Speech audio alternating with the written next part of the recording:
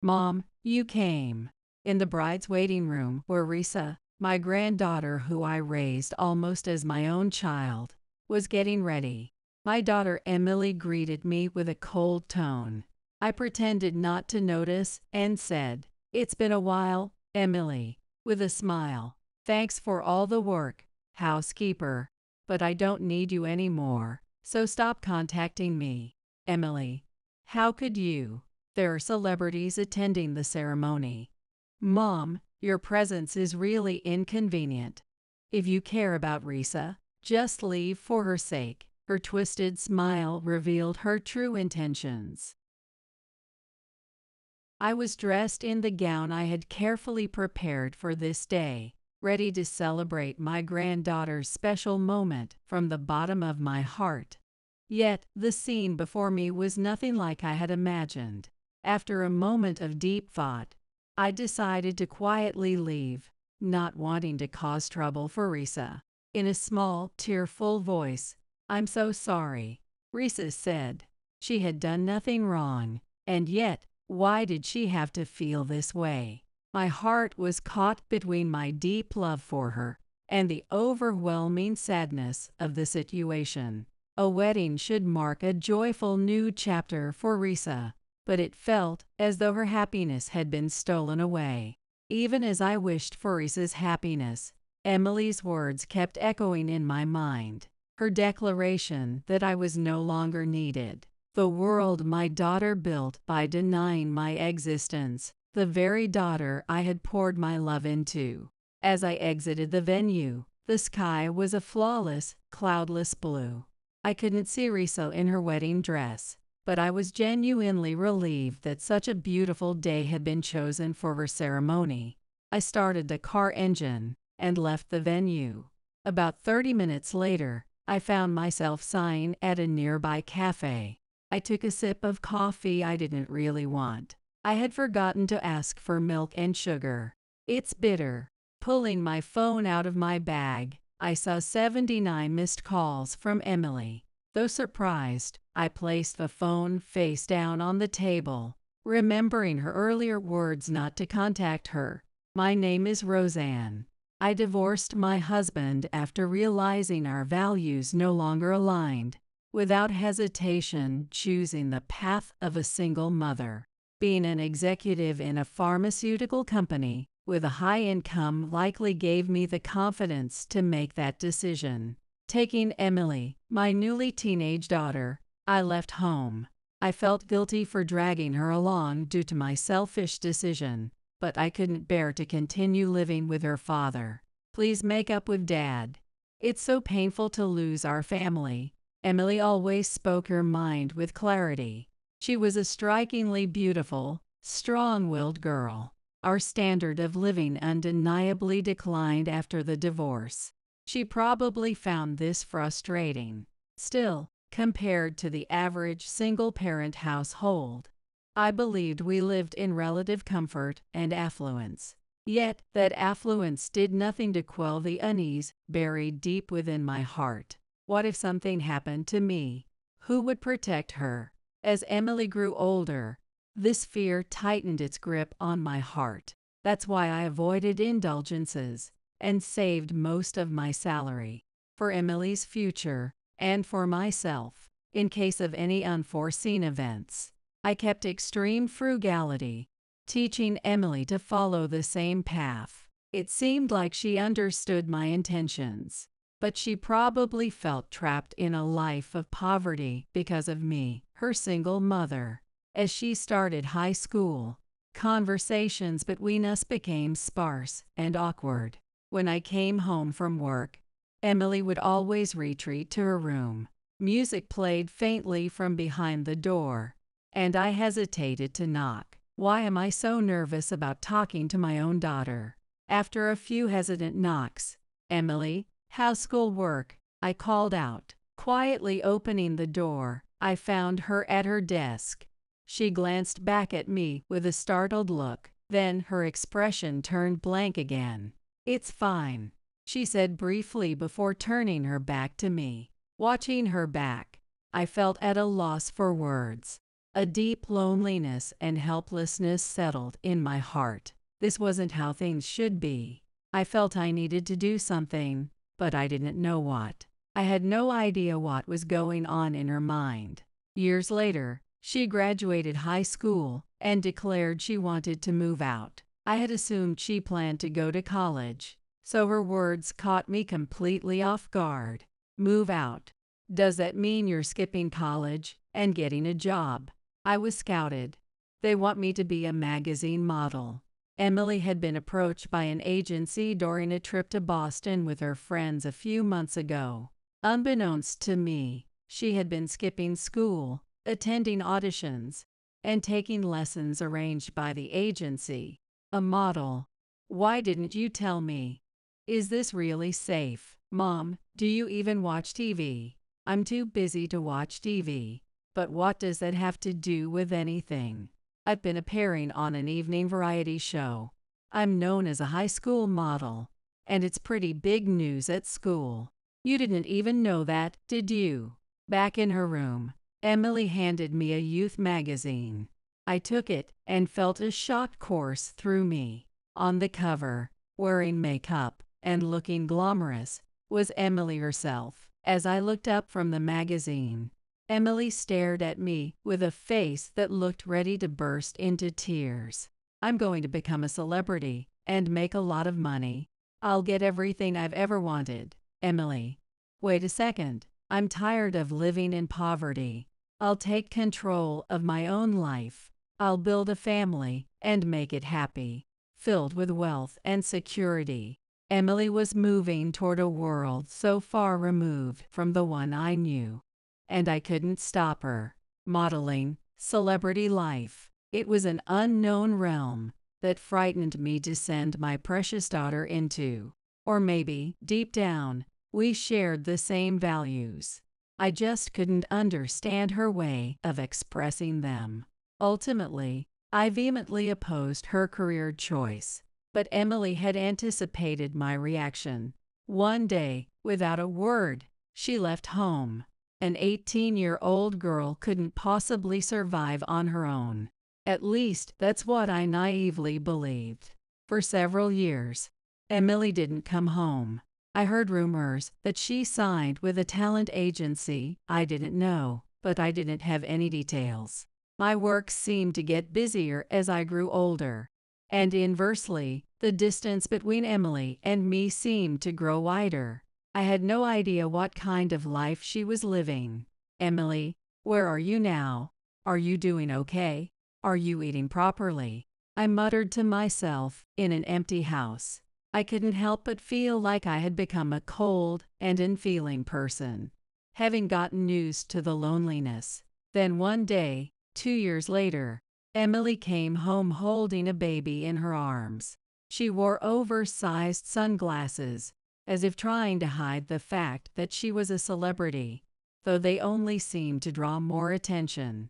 In contrast to my shock, Emily stood silently at the doorway, staring at me. You, that baby. When did this happen? I was surprised she had come home after years without contact, but even more so by the baby. I hadn't known she was pregnant, had given birth, or even had a partner.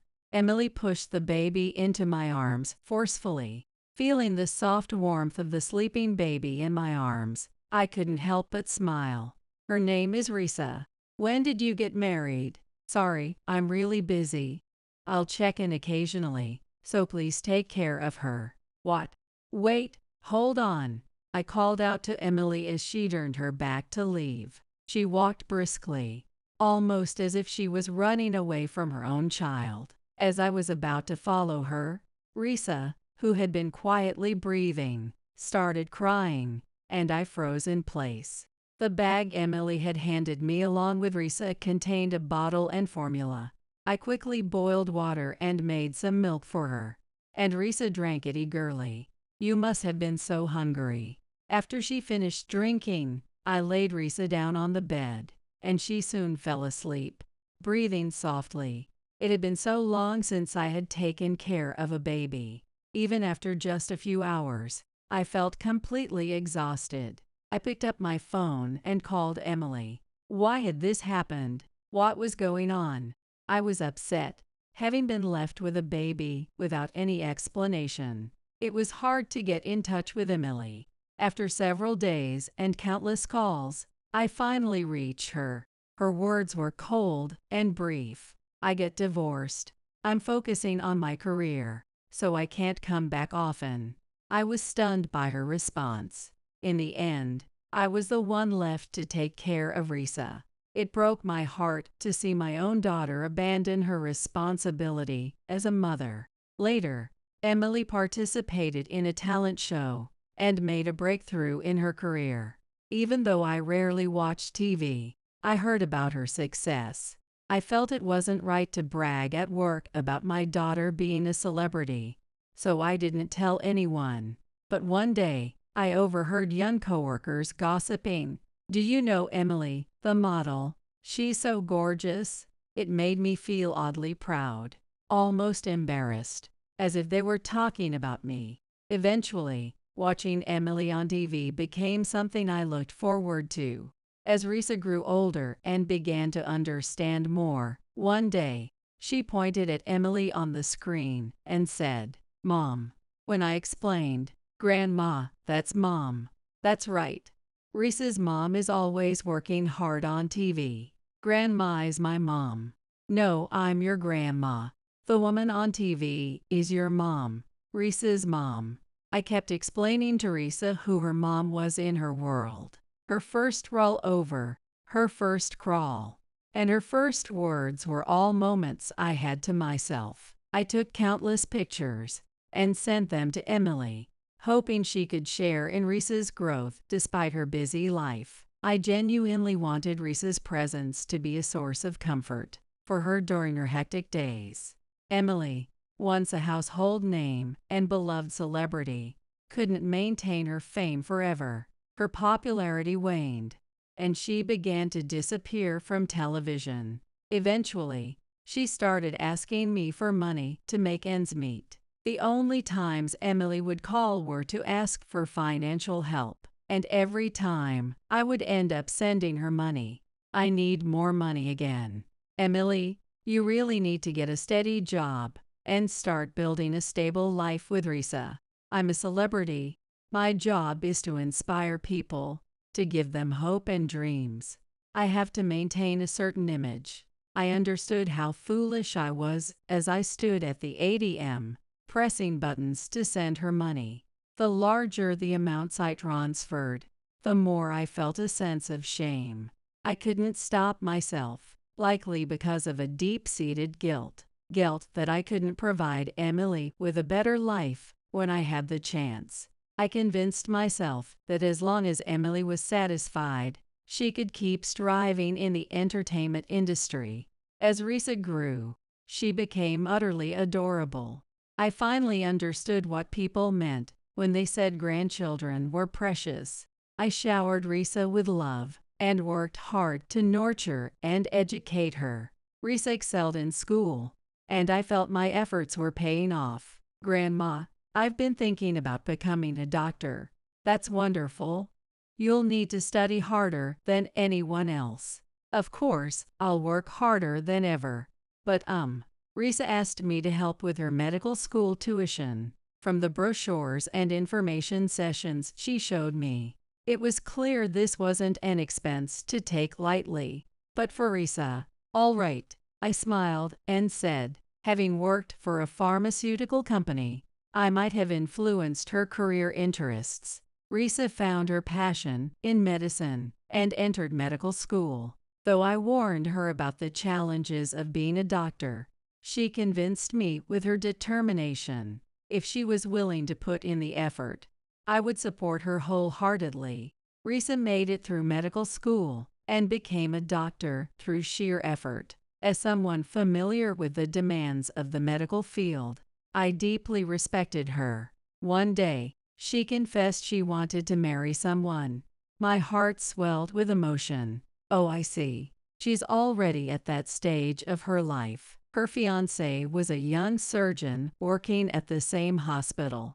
I genuinely wished for her happiness.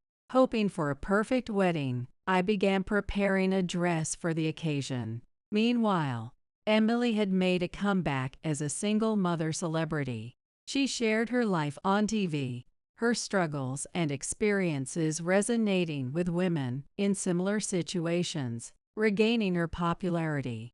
I couldn't be happier for her success. With my granddaughter getting married and Emily thriving in her career, everything seemed to be going well.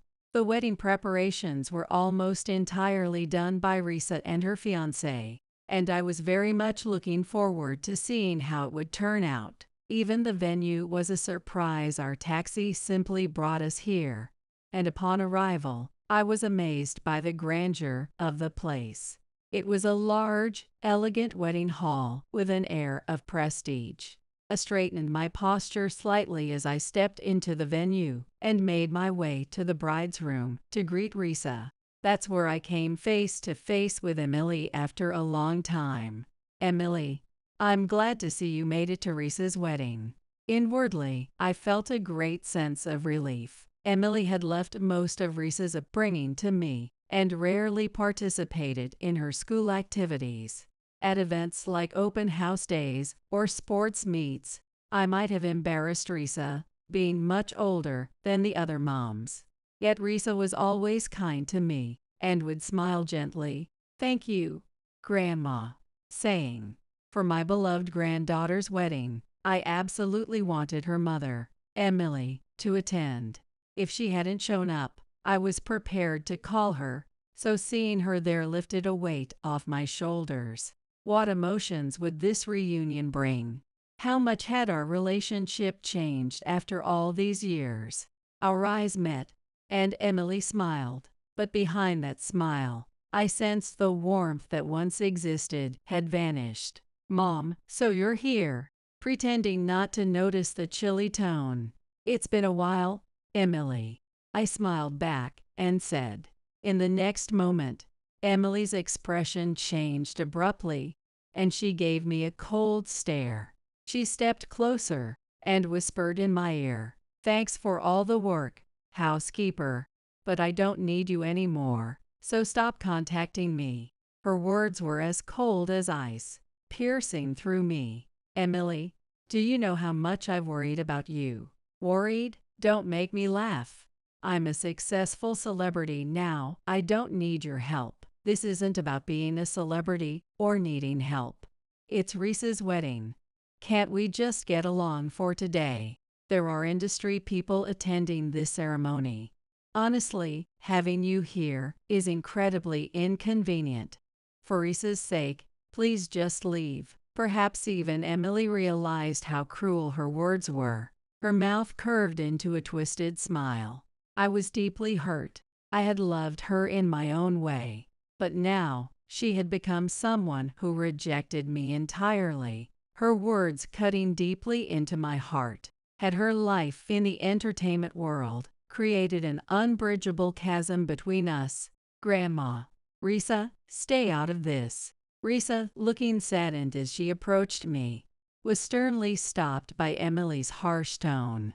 Risa must have understood how risky it would be to upset Emily just before the wedding. "I only want Risa to be happy." Holding back tears, I managed to say, but Emily ignored my words and walked out of the room. I had dressed up for this day, ready to celebrate my granddaughter's special moment with all my heart. But what awaited me was a scene far removed from what I had imagined. Emily had reportedly been lying on TV and social media, portraying herself as a struggling single mother who raised her daughter alone. She erased my existence entirely to gain public sympathy. Was my presence such an inconvenience to Emily? Risa, with tears in her eyes, remained silent, unable to defy the command to stay quiet. After contemplating for a while, I decided to quietly leave, not wanting to worsen Risa's position. "Risa," with a faint voice, "I'm sorry." She apologized tearfully. She had done nothing wrong, so why was she burdened with this pain? Conflicting feelings of love for my granddaughter and sadness overwhelmed my heart. A wedding is supposed to mark a new beginning for Risa, yet it felt as if her happiness was being taken away. While wishing for Risa's happiness, I couldn't shake Emily's words from my mind. The idea of my existence being deemed unnecessary. The world my daughter built seemed to thrive on rejecting the love I had poured into her. As I exited the wedding venue, the sky was a flawless, vibrant blue. Although I couldn't see Risa in her wedding dress directly, I was truly glad she could have her ceremony on such a beautiful day. I started the car's engine and left the venue. 30 minutes later, I found myself sighing at a nearby cafe. There had been a truck accident on the road ahead, causing a massive traffic jam, with cars lined up endlessly. With no signs of traffic control beginning, I decided to settle into the cafe conveniently located near the venue. I took a sip of coffee I didn't particularly want. I had forgotten to ask for milk and sugar. It's bitter. I pulled out my mobile phone from my bag to find 79 missed calls from Emily. Startled by the sheer number, I silently turned the screen face down on the table. I had a vague understanding of why she was calling so persistently. The truth was, Risa's husband-to-be, Polly, had a father who was a hospital director. Polly's father and I shared a deep professional connection. As a clinical trial director, I had a long-standing association with the head of a general hospital. We had often talked about Risu and his son's upcoming wedding during work, and he had been looking forward to meeting me today. The hospital might have even prepared some special event for today's ceremony as a gesture of goodwill. My absence might have caused some level of confusion at the venue. Although Emily's reason for calling wasn't entirely clear, her words echoed in my mind. The cold command not to contact her reverberated as though trapped in my ears. Emily's repeated calls were likely just a desperate attempt to mitigate the chaos caused by my absence. Inside the cafe, the sound of a tall, neatly dressed barista grinding coffee beans was soothing. The aroma of freshly ground coffee filled the air. Taking in the comforting scent, I leaned back deeply into my chair. As I glanced at the television absent-mindedly, the next moment I saw Emily on the screen. Breaking news about popular celebrity Emily continues, the announcer reported. My heart jumped in shock. Accusations of fraud have surfaced, claiming she scammed fans into buying overpriced beauty products through social media. The words on the screen froze my heart. How could this have happened? I checked my phone again and noticed missed calls from Risa as well. Without hesitation, I stood up and rushed to the parking lot. I started the engine and turned on the radio. Thinking about how cornered Risa must feel right now, I couldn't find the words. On the way back to the venue, news about Emily started playing on the radio. Reports about evidence of Emily scamming her fans surfaced, along with clips of her past interviews. They highlighted contradictions in her statements. Her fraudulent actions were being exposed one by one. I gripped the steering wheel tightly, speechless. The image of Emily innocently sharing her dreams was now completely shattered. While I worried about her, memories of her past actions flashed through my mind, and a wave of sadness hit me. Tears began to stream down my face uncontrollably. The bright future Emily was reaching for was now on the brink of collapse. When I arrived at the venue, Emily rushed toward me, looking panicked. Before I could even turn off the engine, she was banging on the window and shouting something. "What were you doing? I've been calling you over and over. Why didn't you get here sooner? What do you mean? You're the one who told me to leave. Just explain everything to them. They're misunderstanding things. I worked so hard to raise Risal on my own, right? A few people who looked like TV reporters approached, with cameras pointed straight at my face. It seemed Emily's lie about raising her daughter alone was on the verge of being exposed. My feelings were in turmoil. Would helping Emily here truly be for her benefit? I kept asking myself this question over and over. I didn't want to witness Emily's life falling apart in front of me, but denying the time I spent with Risa felt equally unbearable. I thought of the day Risa first stood on her own 2 feet. The way she clung to my leg with unsteady steps. How she looked up at me with her innocent face, "Mom," and said. I couldn't bring myself to speak right away. "I'm your grandmother." The words were stuck in my throat. I spent more time with Risa than anyone else, and I felt I had been more of a mom to her than her actual mother. But worrying about that now would only complicate things and hurt Risa even more. Suppressing my feelings, I decided to say the words Emily wanted me to say in front of the cameras. The venue, once vibrant, was now filled with tension. The guests were murmuring as I searched for Risa. I spotted her talking to Polly's relatives, looking sorrowful. "Risa," I called out softly, ignoring the cameras and Emily as I walked toward her. She didn't notice my voice and kept her head down. From the way Polly was asking about Emily, I could sense how much Risa was struggling. That's when I noticed her eyes glistening with tears. She looked as if she were about to break down. When a guest questioned her, Risa suddenly lifted her head as if making a decision. "I'm sorry, I have to tell the truth." Her voice trembled. In that moment, all eyes turned toward her. Even Polly looked at her with a shocked expression. "I said I lived with Mom, but it was all a lie. The truth is, my grandma raised me." Tears streaming down her face, Risa continued. "Mom kept telling everyone she struggled as a celebrity, but it was my grandma who raised me. I barely saw Mom more than a few times a year." Her words sent a ripple of shock through the venue. Polly's relatives wore expressions of shock, and confusion spread across the room.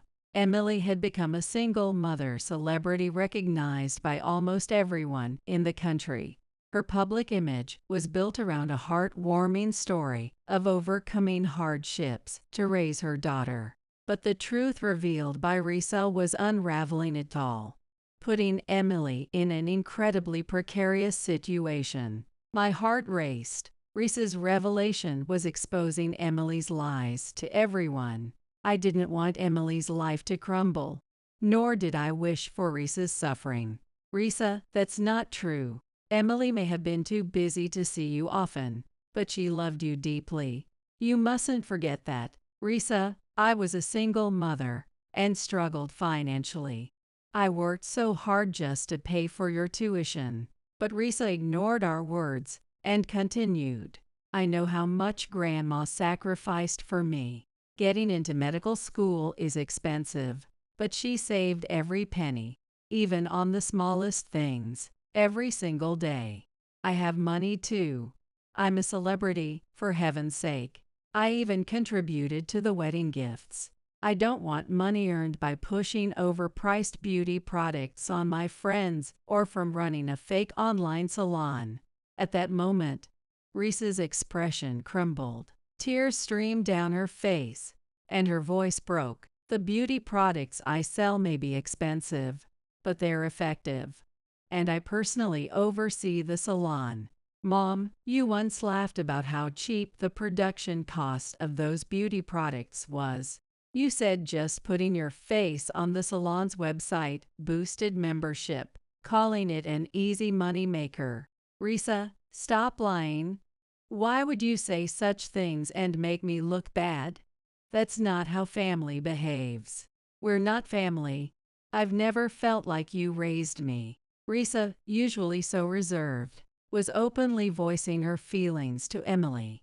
Eventually, she said, "I can't take this anymore," and collapsed to the floor. The room erupted into chaos as I rushed to her side. "Risa, Stay with me." I shook her shoulders and called out desperately, but Risa was unconscious. I felt a crushing weight of her suppressed emotions had finally overwhelmed her. The venue descended into turmoil as everyone struggled to grasp what had just happened. "What does she mean by that?" someone with a camera demanded of Emily. I don't know anything," Emily's frantic voice echoed, but I stayed with the unconscious Risa, leaving the pandemonium behind. In the midst of the confusion, I could envision Emily being cornered by countless people. Risa had been told to keep quiet about me raising her so it wouldn't affect Emily's career. And not even Polly had known.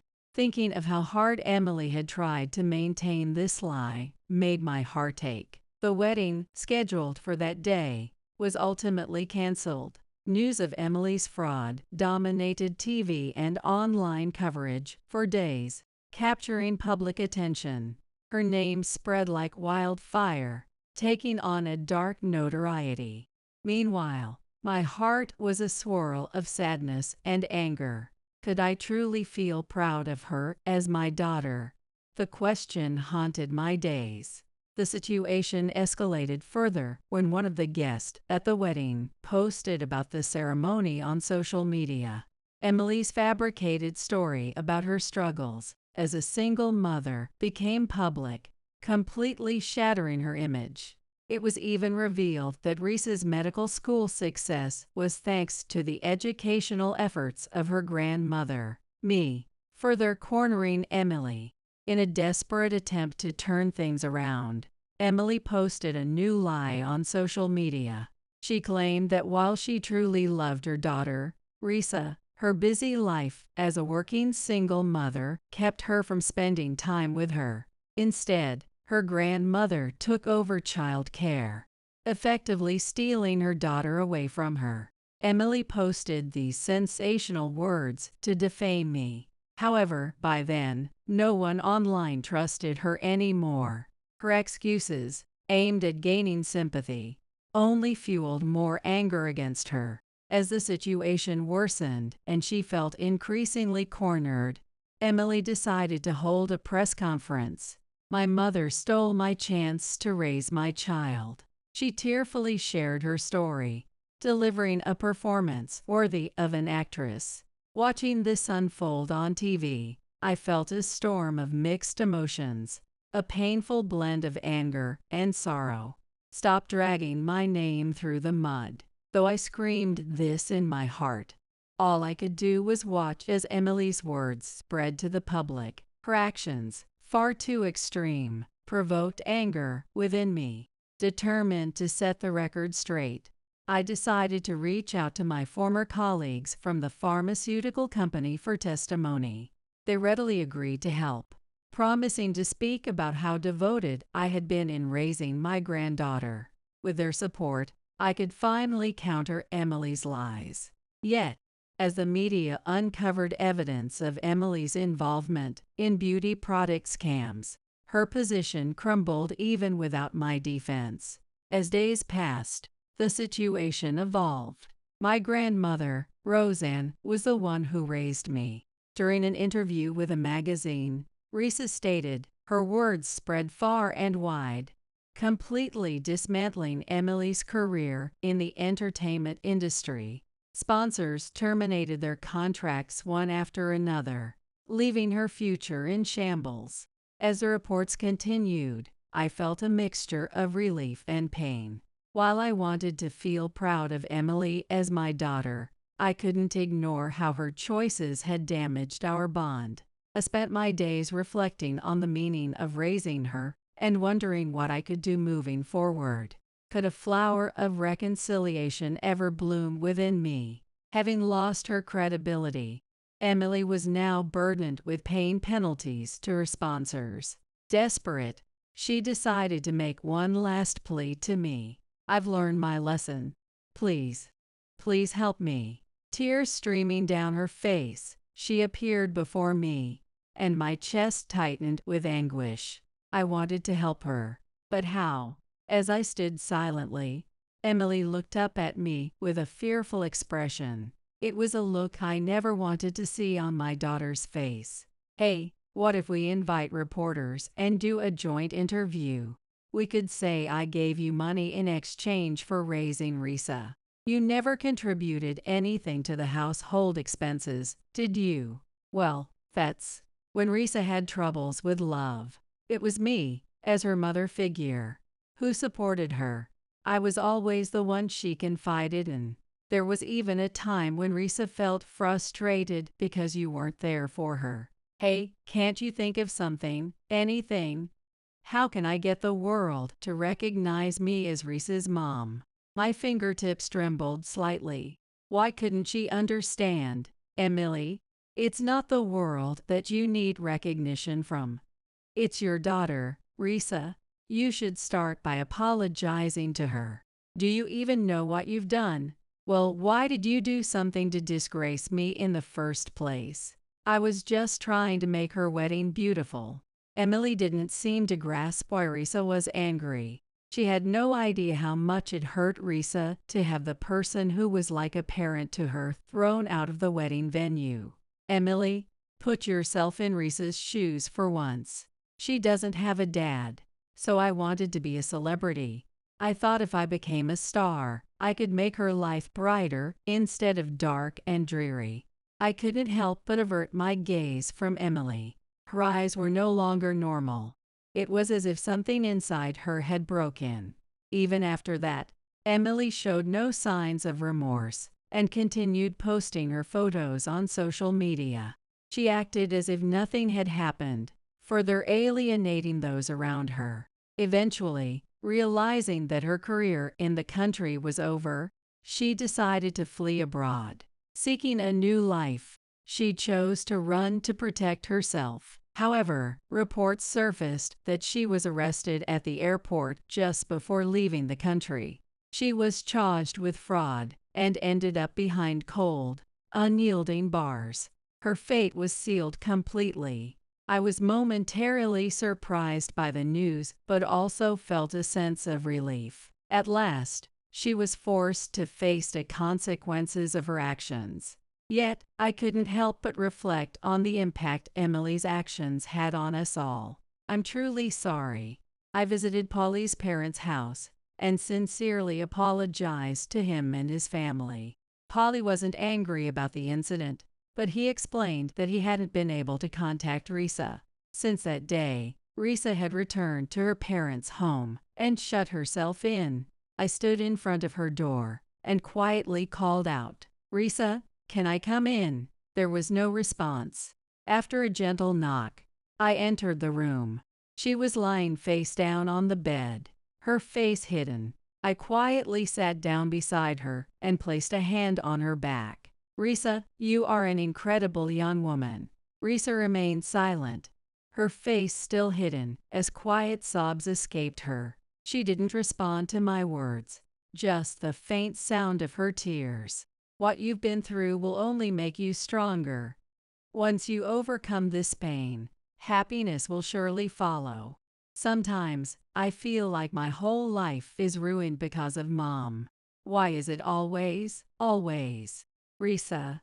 With a mom like that, how could I ever be happy?" When I held her hand tightly, Risa looked up from her downturned position, startled by my grip. I smiled at her, showing my teeth. "That's not true. You have an amazing future ahead of you. There is hope within you. Please believe in that hope." What would Risa take from my words? Life is full of hardships, but Risa, you're not alone. I'm here for you. I'll always be by your side. I could feel Risa's expression gradually softening as she listened to my words. Risa wiped her tears and showed a faint smile. "Thank you. I feel a little better now." After that, her relationship with Polly, who came to understand that she was not at fault, began to mend. They acknowledged Risa's efforts and the guidance I had provided. Our bond grew stronger again, despite the shadow of Emily's influence. Eventually, Risa and Polly's wedding was rescheduled.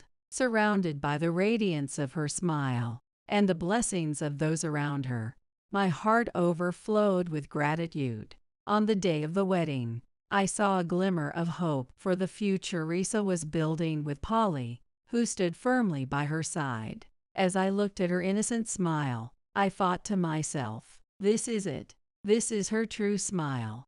Now, she is walking beside someone she loves from the depths of her heart. It's more beautiful than any smile I've ever seen on her face. That day, I helped Risa while gazing at her happy figure. The venue was adorned with colorful flowers, as if celebrating their love. "Grandma, I'm so happy." Risa's words echoed pleasantly in my ears. Her eyes sparkled with hope for the new future ahead. I smiled back and placed my hand on her shoulder. At that moment, I noticed tears welling up in her eyes. "Grandma, thank you for supporting me since I was little. Thank you for raising me all these years." Her words resonated deep within my heart. Recalling the pain we endured due to Emily's mistakes, my chest tightened. But as Risa trusted me and stepped forward, I felt that all the suffering was slowly being healed. Relatives and friends gathered at the venue directed warm gazes toward Risa. She looked beautiful. Dressed in her wedding gown, she was like an angel. As she walked toward Polly, the venue was filled with emotion. Watching that scene, I couldn't hold back my tears. Seeing Risa find happiness filled me with genuine joy. As the couple exchanged their vows, my heart swelled with hope for the future. The wounds caused by Emily's past choices would not disappear. However, I was convinced that we could overcome them and walk a new path. As the ceremony progressed, the voices of blessings from those around them echoed, and Risa and Polly smiled warmly at each other. It was a moment where hope was born despite the lingering sorrow of the past. After the ceremony, as relatives and friends raised their glasses in celebration, I quietly approached Risa. "I'll always be on your side. No matter what, I'll be here for you." Risa held me tightly and shed tears. "I'll support you too, Grandma. We're family after all." Perhaps those words were what I had always longed to hear. They spread through my heart like a balm, easing all the pain. Ahead lies a path full of endless possibilities. The wounds of the past have healed. I believe that flowers of rebirth will bloom beyond this path. If I had known you were going to be born with developmental disabilities, I wouldn't have had you. You're a burden to our family. My mother, Janet, said these harsh words, and my world went dark. We're leaving now. It's the start of our new life as a family of 3. My father, Ronald, shouted from the car window. They left me in front of my grandparents' empty house, laughing as they drove away. I just stood there, a 10-year-old girl, staring blankly at the departing car, unable to do anything. My name is Helen. I'm 25 years old now. I have parents and a twin brother named Jeffrey, but we've been living apart for over 10 years. This is because of a past like this. When I was little, I lived with my parents and my twin brother, Jeffrey. My father was an ordinary office worker, and my mother was a part-time working housewife. We were a typical, ordinary family, but everything changed when we started elementary school. As school began, Jeffrey's brilliance started to shine through, and it became normal for him to get perfect scores on tests. Jeffrey is amazing. Another perfect score. He's good at studies and sports. He'll surely be someone great in the future. My mother would say with a thin smile, and my father would add, "That's right.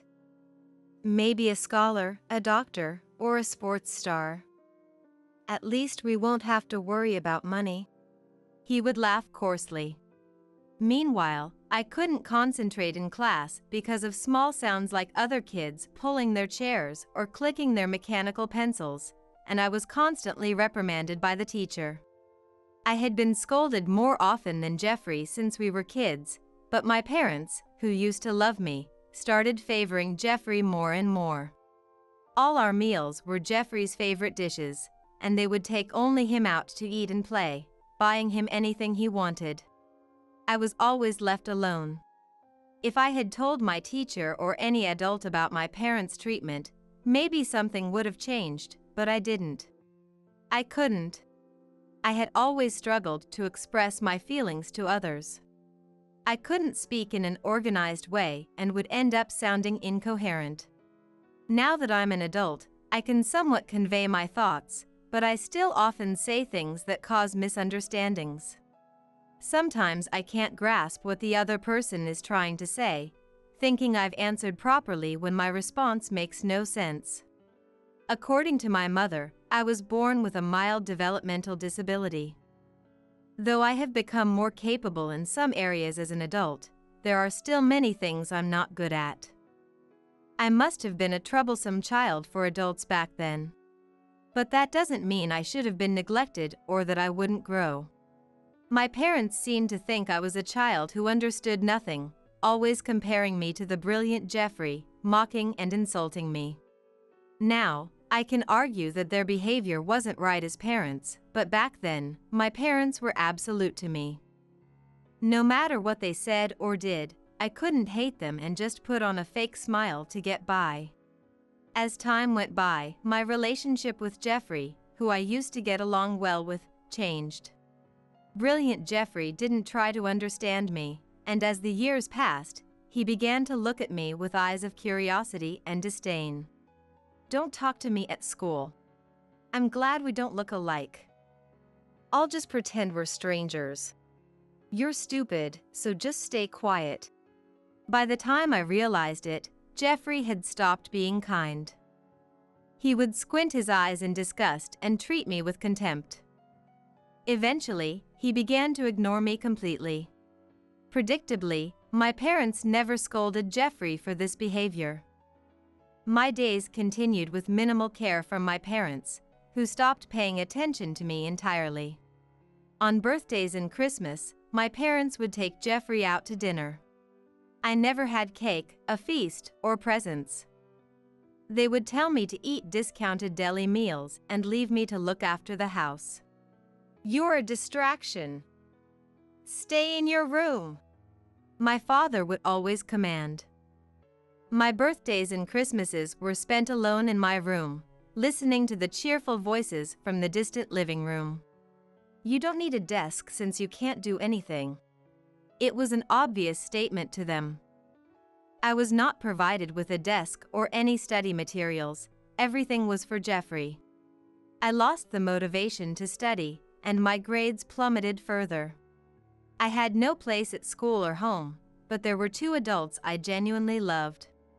My grandparents who lived far away.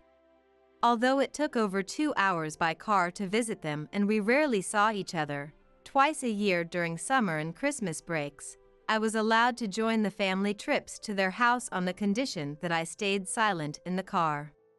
My grandmother's house was a rural, secluded place that bored Jeffrey and my parents, but I loved it. I was fascinated by the colors and scenery of nature. While Jeffrey studied in silence, I would sit beside him and color similar hues on the back of flyers with colored pencils I brought from school. My parents and Jeffrey would look at me with disdain, but my grandparents would say, "That's the color of the sunset," and put my drawings on the refrigerator. I was overjoyed. Not just because they displayed my doodles, but because they understood my feelings without words. My grandparents adored Jeffrey too and never showed favoritism, but they were the only adults who treated us twins equally. I lived each day looking forward to those 2 days a year when I could see my grandparents. When Jeffrey and I turned 10 in early March. Just as spring break began, my parents abruptly announced, "The apartment is sold." "What?" I was bewildered, and Jeffrey laughed through his nose. "You're as dumb as ever. They said they sold it. We're moving." "Moving? We sold the house? Where to? What about school?" When? Why? As I started to panic from the sudden news, my father's angry voice boomed. Quiet. Your questions never make any sense. It's your fault for not noticing we've been preparing for this. Pack your things quickly. Looking around, I saw the living room was already cleared out. Since I spent most of my time confined to my room, I hadn't noticed things gradually disappearing from the house. In a panic, half crying, I packed my belongings into the boxes handed to me. I had no toys, minimal clothing, and only the bare essentials my parents provided. Packing took no time as it was just a matter of putting the things I had brought home from school into a box. I've packed everything. It's all in the boxes now. Is this okay? I have my school bag too. I don't need a report. Just get in the car. Okay. My father grabbed my box and roughly shoved it into the car. I climbed in with my school bag on my lap, but Jeffrey, who usually sat beside me, wasn't there. Jeffrey's not here? Without him, it'll be just the three of us, Dad, Mom, and me. Did we forget something? There's not much stuff. Didn't I tell you not to talk in the car? My mother snapped at me, and I shut my mouth. Your talking is always so nonsensical. We gave Jeffrey some money to go out and have fun. Now be quiet. Silently, I watched the cherry blossoms outside, their petals starting to bloom. Suddenly, a spark of hope lit up in my chest. Maybe, just as they had taken Jeffrey out before, today they were going to take me somewhere fun. Perhaps they were only pretending it was a move to surprise me. I couldn't help but smile at the thought. While I naively daydreamed, my parents were whispering about something, but I didn't pay attention. I was too excited about the possibility of a special day. I never imagined the betrayal that was coming. After a while, I must have fallen asleep, as I was jolted awake by my mother's sharp voice. Wake up! Grab your school bag and get out. Where are we? Groggily, I climbed out of the car and blinked in surprise. We were in front of my grandparents' house. Yay! Grandma, Grandpa. With great enthusiasm, I tried to open the door, but was stunned. It won't open. It's locked. Mom, it's locked. We can't get in. Oh, is it? It's a weekday, so they might be at work. What? Well, I just called them, so they'll be back within an hour. Goodbye. My father dumped my luggage on the porch and got back into the car. A sense of dread filled me, and I clung to my mother's arm in a panic. Wait, where are you going? Mom, Dad, wait. Where? We're going home. We can't leave Jeffrey alone, can we? What? My mother shook off my arm and continued matter-of-factly. Jeffrey got accepted into a prestigious elementary school that goes all the way to university. He's starting there next term, so we sold the condo to help cover the tuition and decided to move for a fresh start. We want to do everything we can for our brilliant son, but with you around, he gets distracted and it costs us more money. The new term is starting, so it's the perfect time for you to live here. Wait! I don't understand. Why? Am I changing schools? Am I transferring? It's things like that that irritate me. My mother's shouting left me speechless. Since you were little, you haven't understood anything and have only been a burden to me. Your grades are bad, your looks are mediocre, and you can't even talk properly. Jeffrey is such a good kid, so why do you only cause us trouble? Am I doing something wrong? I'll apologize. I'm sorry. I don't need your empty apologies. If I had known you had developmental disabilities, I wouldn't have given birth to you. You're just a nuisance to our family. When my mother said that, my world went dark. Let's go! Our new life as a family of 3 starts now. My father shouted out the car window. I need to stop them. Don't go. Don't leave me. Mom, Dad. Am I a bad child? Words swirled in my head, but when I tried to speak, they got stuck and wouldn't come out. My mother glanced at my silent, moving lips, but quickly got into the car. Sorry for the wait. Let's buy Jeffrey a cake from that famous shop around here. With that, my parents drove off, laughing as if nothing had happened, leaving me behind. I stood there, staring blankly at the departing car, unable to do anything. Helen, are you okay? Helen. Grandpa. Through my hazy vision, I saw my grandparents' concerned faces. By the time I noticed, the sky had already darkened. I must have fallen asleep while waiting for my grandparents to come home. Your hands are so cold. Oh dear, your face is so pale. Wrapped in my grandfather's jacket, which smelled like him, I was carried into a warm room. My grandparents moved efficiently, talking angrily. How long had she been waiting? I saw the message when I checked my phone during a break. Please take care of Helen. She's waiting in front of the house. I rushed home, worried sick. Me too.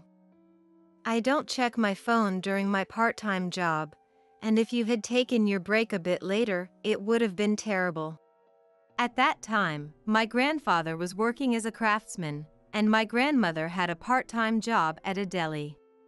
Despite knowing their schedules, my parents had sent just a message on the day itself and considered it done. That made me realize how little I meant to them.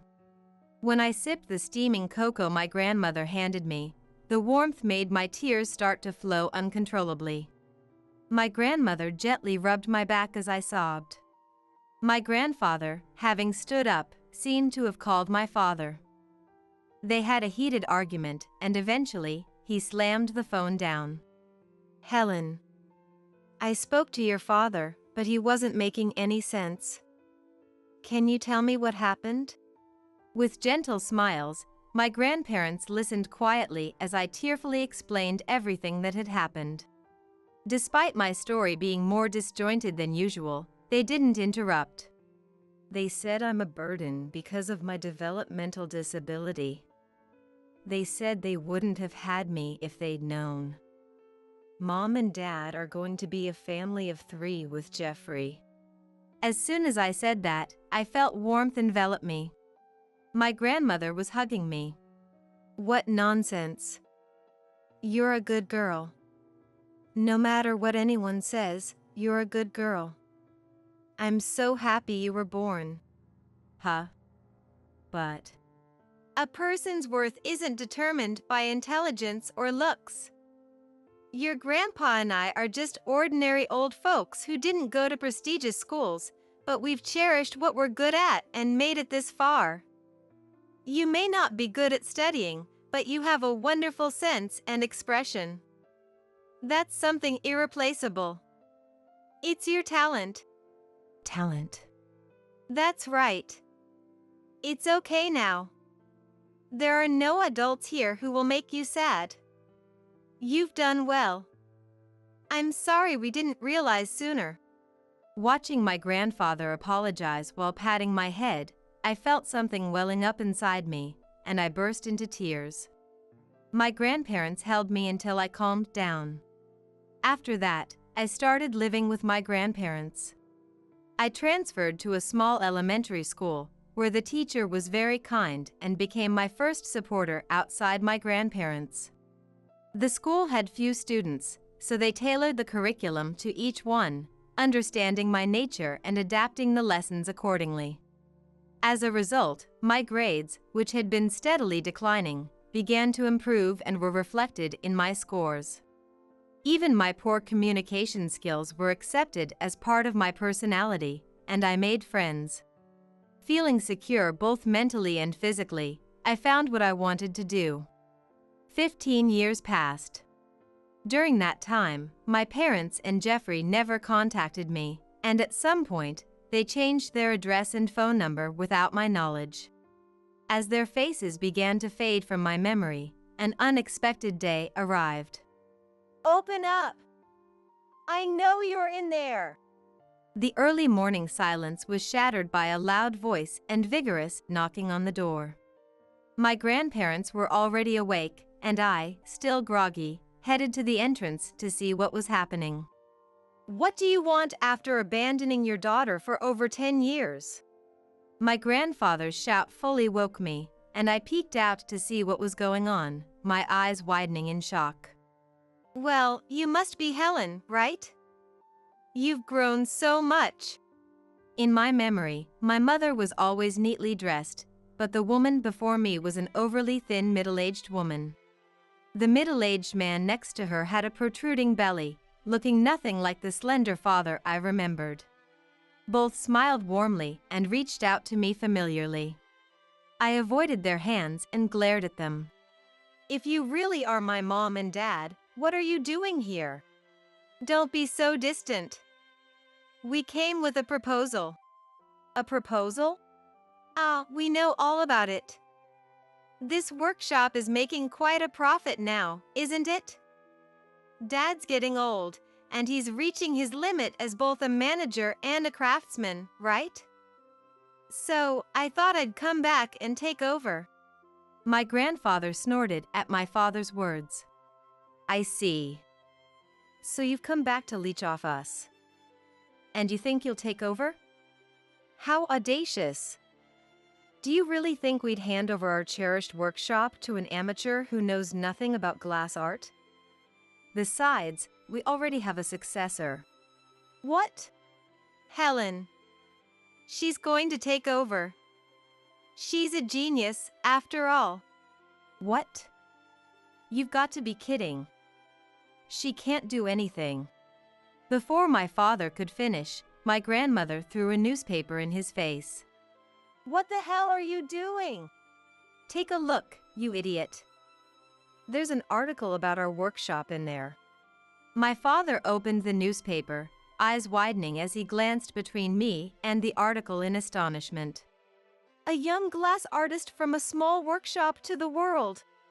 It was an article from a recent interview. Around the time I entered middle school, I became interested in my grandfather's work and started helping out at the workshop. It didn't take long before I started working on glass art myself, and soon enough, I became my grandfather's top apprentice. Recognized for my skills by my grandfather, I poured my passion into capturing nature's beauty in glass. A few years ago, I finally created my ideal piece, and when I started selling it, it quickly gained attention on social media, propelling me to fame as a glass artist. Now, we receive orders from restaurants and shops overseas, have hired more craftsmen, and started selling online. That's our daughter. She's nothing like that useless, cowardly son of ours. My father exaggeratedly praised, while my mother nodded vigorously beside him. Useless? Cowardly? Surprised by the adjectives far removed from my memories of Jeffrey, I asked, and my mother glared at me. Hear me out. That useless kid. She began excitedly explaining, spitting as she spoke. According to her, Jeffrey had smoothly progressed from university to a prestigious company. However, having been praised as a prodigy for years, Jeffrey became incredibly conceited and fragile. After being crushed by the harsh reality of society, his arrogance shattered, and his pride broken, he quit within a year, unable to handle his first setback. You'd never think he'd quit over a little scolding, right? Now, he never leaves his room except for the bathroom and bath. We quit our jobs thinking Jeffrey would support us once he got hired. Hey, Dad, we don't need to be the successors. You have money, right? Just take us in, at least the two of us. My grandfather looked dumbfounded at my father's plea. Do you only care about yourselves? But Jeffrey's still young. If we move here, Jeffrey will figure things out on his own. He's not a child. We can't get proper jobs at our age. Come on, Dad, it's a request from your beloved son. My grandfather was stunned, and my grandmother sighed deeply before returning to the room. My mother's gaze turned towards me as I stood there in a daze. You want to live with Mom and Dad, right? Just nod and agree, since you don't understand anything. She said, her eyes bloodshot, and my father nodded in agreement. After thinking for a moment, I replied, Why should I live with strangers? What? We're your real parents. We raised you, my mother exclaimed. When I was little, living with Mom and Dad, I was just existing. Grandpa and Grandma are the ones who raised me, along with my teachers. I said, continuing as they stood there, stunned. You might be my dad and mom, but I don't remember you. I won't live with people I don't know. I bowed my head. If I was saying something wrong, my grandparents would correct me, but they said nothing, so I knew I was right. Amused, my grandfather smiled as my father turned to him. Don't you think that's a terrible thing to say? Dad, say something to her. Sure, I'll say something. It's absurd to claim you raised her after abandoning her at 10 years old. No. Not to me, to Helen. Helen, say something to your dad. Grandpa. Something. No, that's not what I meant. You told me to say something, so I said something. My father, his face turning red, scratched his head in frustration while my grandfather chuckled. Don't abandon us! Dad, please! My father pleaded, clinging to my grandfather's hand, which he shook off with a stern shout. Enough already! How can you say such childish things now? My parents froze at my grandfather's voice, just as my grandmother returned, with a broom in hand. Perfect timing. It's spring cleaning today, she said, starting to sweep the entrance. Hey! You're getting dust everywhere, my mother complained. Parents who abandon their children aren't needed in the start of this new season, my grandmother said matter-of-factly, sweeping toward my parents. Go home now. I'll keep sweeping until you leave. Get ready for it.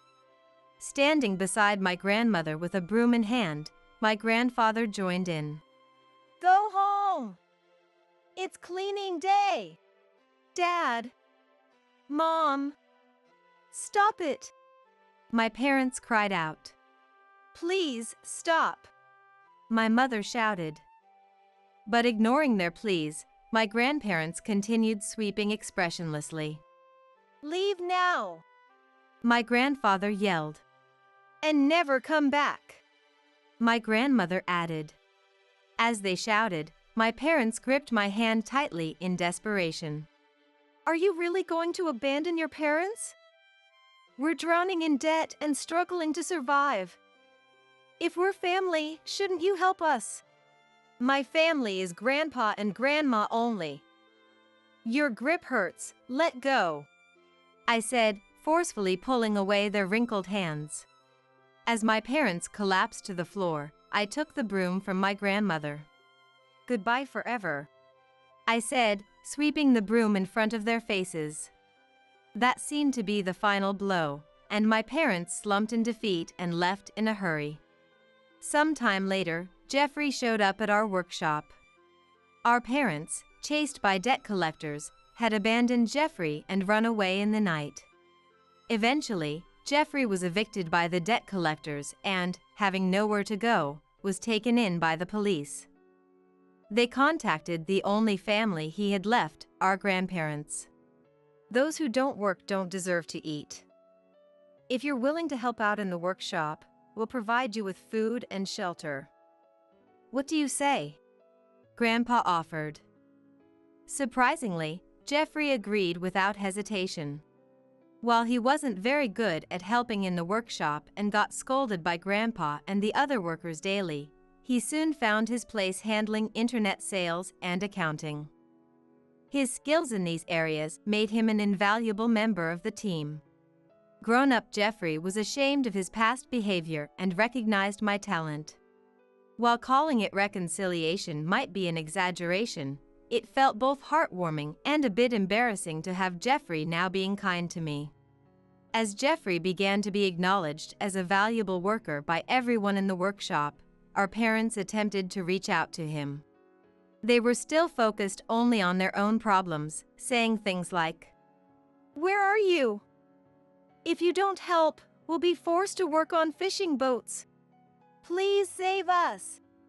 Fed up with their self-centered pleas that didn't even mention Jeffrey, he changed his phone number and email address to cut off all contact. I wonder if they're desperately working on a fishing boat somewhere now. In the end, Jeffrey and I managed to escape from those parents, and for that, I'm truly grateful.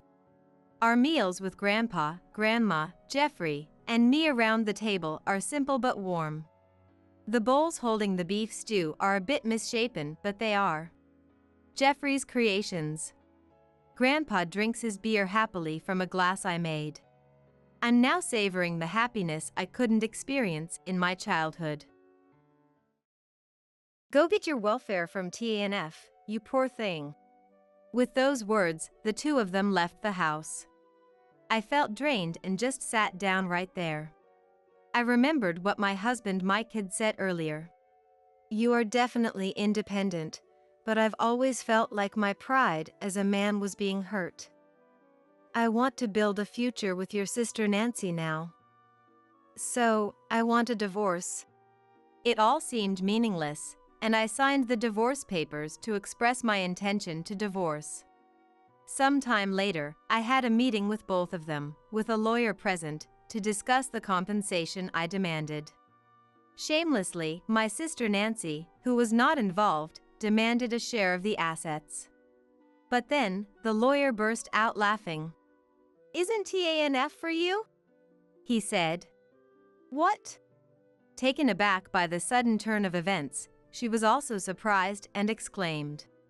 Immediately after, seeing the documents the lawyer had placed on the table, Nancy turned pale. "My name is Sally. Mike and I have been married for 18 years. I am 45 years old, and he is 3 years younger, at 42. We have one daughter, Lisa, who is currently 17 years old and in the 10th grade. She is approaching an important period with her exams next year. We met through work. I worked at a real estate company, and Mike worked at a related company. We hit it off over something minor and started going out in our private time. He is very sensitive and often struggles to make decisions. Back then, I found his indecisiveness cute and was attracted to him. I wanted to take care of him. Purely out of affection. That was also because I have a much younger brother. At first, I saw him as a brother and took care of him, but gradually, I was drawn to his more masculine aspects. That led to serious dating and eventually marriage. Mike was always indecisive, but he was the one who confessed and proposed to me. In those moments that required a decision, he always stepped up. That's why I felt I could marry him and be okay. And we did, going on to have Lisa and never experiencing a serious fight or a crisis of divorce.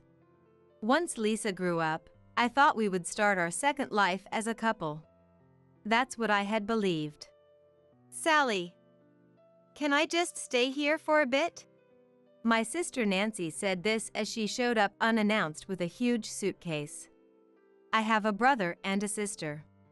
The woman standing in front of me was my sister, Nancy. Perhaps because of the age difference, I got along well with my brother. But I've always had a difficult relationship with her, who is a year older. Being shorter than Nancy, I always ended up with her hand-me-downs. Feeling sorry for me, when my parents bought me a new toy. "I want one too. Give me yours." Nancy would say, taking the new doll I received and giving me her old, worn-out doll in return. Her bullying didn't stop there. Taking things was the lesser evil. Once we were in elementary school, she took all my friends, and when I got my first boyfriend in high school, she seduced him away from me. I hated her so much that I chose a different college just to avoid her, but she still interfered, ruining what should have been a fun college life. I still hate her to this day. I'd prefer not to have anything to do with her. So, I studied hard, got my real estate certification, and lived a life where I wouldn't have to see Nancy. Mike and I decided to have a small wedding, just the two of us, a photo wedding. My parents knew Nancy's character, so they kept my marriage a secret, yet here she was. I had hoped that once Lisa went to college, Mike and I would finally have some time for ourselves. Sally, you live in such a nice house. Is it a single-family home? Did you buy it? Oh, there's a room available here. I'll use this one. Nancy's irritating voice brought me back to reality. Hey, this is a problem.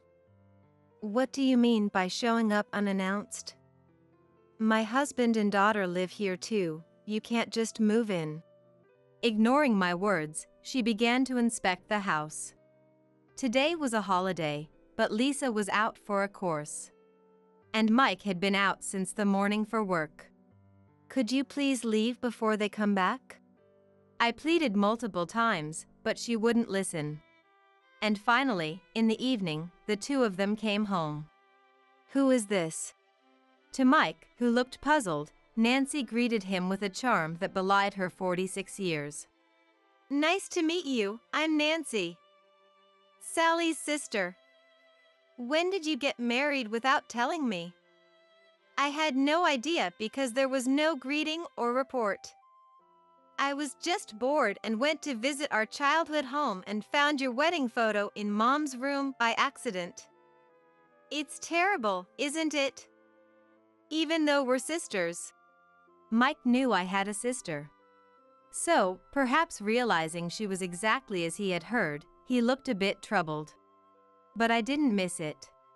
Mike, looking enchanted by the beautiful Nancy. And Lisa, too, had a confused look on her face when she came home. No wonder. An aunt she had never met suddenly showed up at our house. But she pushed forward with the idea of moving in. Actually, I was fired from my job, and it's been hard to come up with rent and living expenses, so I was wondering if I could stay for a little while. Maybe it's okay for a little bit? Eh? But no! Lisa is facing an important time with her exams next year. I tried to say this, but the two of them didn't listen to my words and got excited on their own. Actually, I had heard about you from Sally. Oh, that's fine. You were probably just going along with Sally avoiding me, right? Sorry for being such a sister. From here, a tumultuous daily life begins. Nancy doesn't do any housework but keeps asking for money, and eventually starts taking cash from my wallet. This happened within just 1 week of she moving in to live with us. I've warned her about this several times, but she wouldn't listen. Hey, if you want money, at least tell me what you're buying or why you need it. Don't just take it from my wallet. Why do I have to report to you what I'm buying? Because it's my money. I wish she would start job hunting and move out soon since she was fired. But it doesn't seem like she's looking for a job, and lately, Mike and Nancy seem to have the same times of absence. Mike said he was working overtime, but there was never any overtime pay included in his salary. When I complained about it, the salary isn't supposed to include overtime, is it? You have to get paid for the overtime separately. If you can't say it, shall I say it for you? Huh? Are you doubting me? The overtime is paid separately, so there's no problem. Mike, who was usually gentle and rarely raised his voice, shouted. This was a shock in itself. because he was not someone who would argue emotionally or suddenly start yelling. From this point on, I started to feel a crisis in our current life. As usual, Nancy only lazed around at home, costing more money than what we spend on our daughter Lisa, which only made me sigh. I consulted my parents about this. They apologized for their lack of oversight, which led Nancy to find out about my marriage and our current home. But the fault wasn't with my parents. I had moved away from my dear parents to live quietly with Mike and Lisa, yet Nancy clung to me, even going so far as to find out where we lived. She must have been preparing to find out where we lived the moment she found the wedding photo of Mike and me. Surely, she must be planning to take something from me again and make me unhappy. I've even started to doubt whether she was really fired from her job. Maybe she quit her job on purpose to freeload off me and ruin my life. That's what it's starting to feel like. If that's the case, I need to kick her out of the house as soon as possible. You say you were fired, but can't you get unemployment benefits? Well, I've always been part-time, so I'm really struggling. I could have gone back to my parents, but I can't expect my elderly parents to take care of me, right? So, as the independent Sally, it's your responsibility as a sister. That's just common sense. Faced with such nonsensical remarks, I was at a loss for words. Nancy, after dropping out of college, has been working part-time ever since and has never worked as a full-time employee. After being confronted with the fact, I realized job hunting wasn't going well for a reason. 3 months after Nancy started freeloading, I finally caught them cheating. I had been suspicious for a while, but seeing it was true was another thing. One day, when a client meeting was canceled and I was killing time at a cafe, I saw Nancy and Mike walking together outside. They were holding hands and chatting happily. A brother and his sister-in-law holding hands like that just isn't something that happens. In that moment, I was sure they were cheating. Sometime later, once my feelings had settled, I confronted them at home. So, the overtime was a lie, huh? Nancy, you've just been pretending to job hunt while hanging out with Mike. The worst. Even at this age, you can't be satisfied without taking something from me?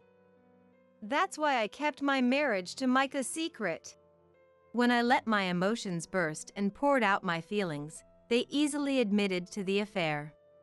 Then they started saying things that were even more infuriating. If I had known such a beautiful woman was my sister-in-law, I wouldn't have believed Sally and avoided you. You're definitely independent, but I've always felt like my pride as a man was being hurt. I want to build a future with Nancy now. So, let's get a divorce. He shoved divorce papers already filled out in his part at me. Fine. At this point, reconciliation is absolutely impossible. Nancy, Mike, from now on, I won't be taking care of you financially, so just be prepared for that. I declared, and Nancy burst into laughter, saying something outrageous. Go get your welfare from TNF, you poor thing. What? What are they even talking about? As I was wondering, a smirking Mike started saying something even more appalling. Yeah, that's right. Since custody usually favors the mother, right? I think it's better for Sally, as the mother, to be with our daughter. The rest is up to you. With those words, the two of them left the house. Some 10 minutes later, Lisa came home and was puzzled by the quietness of the house.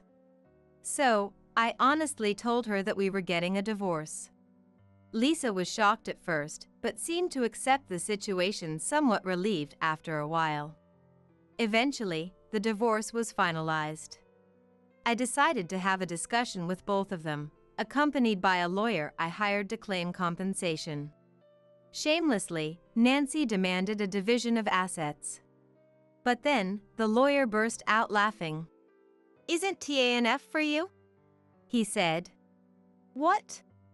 Taken aback by the sudden turn of events, Nancy was also surprised and exclaimed. Immediately after, Nancy turned pale when she saw the documents the lawyer had placed on the table. "There's no money for a division of assets with this couple," the lawyer said, looking shocked between Mike and me. Of course, Mike was also surprised, being told there was hardly any assets left. Anticipating this, I had taken action as soon as I caught Mike and Nancy cheating. Therefore, the cash we had between us was only $10,000. For a couple that had been married for 18 years, that amount is unbelievably low. "Hey, what's this about?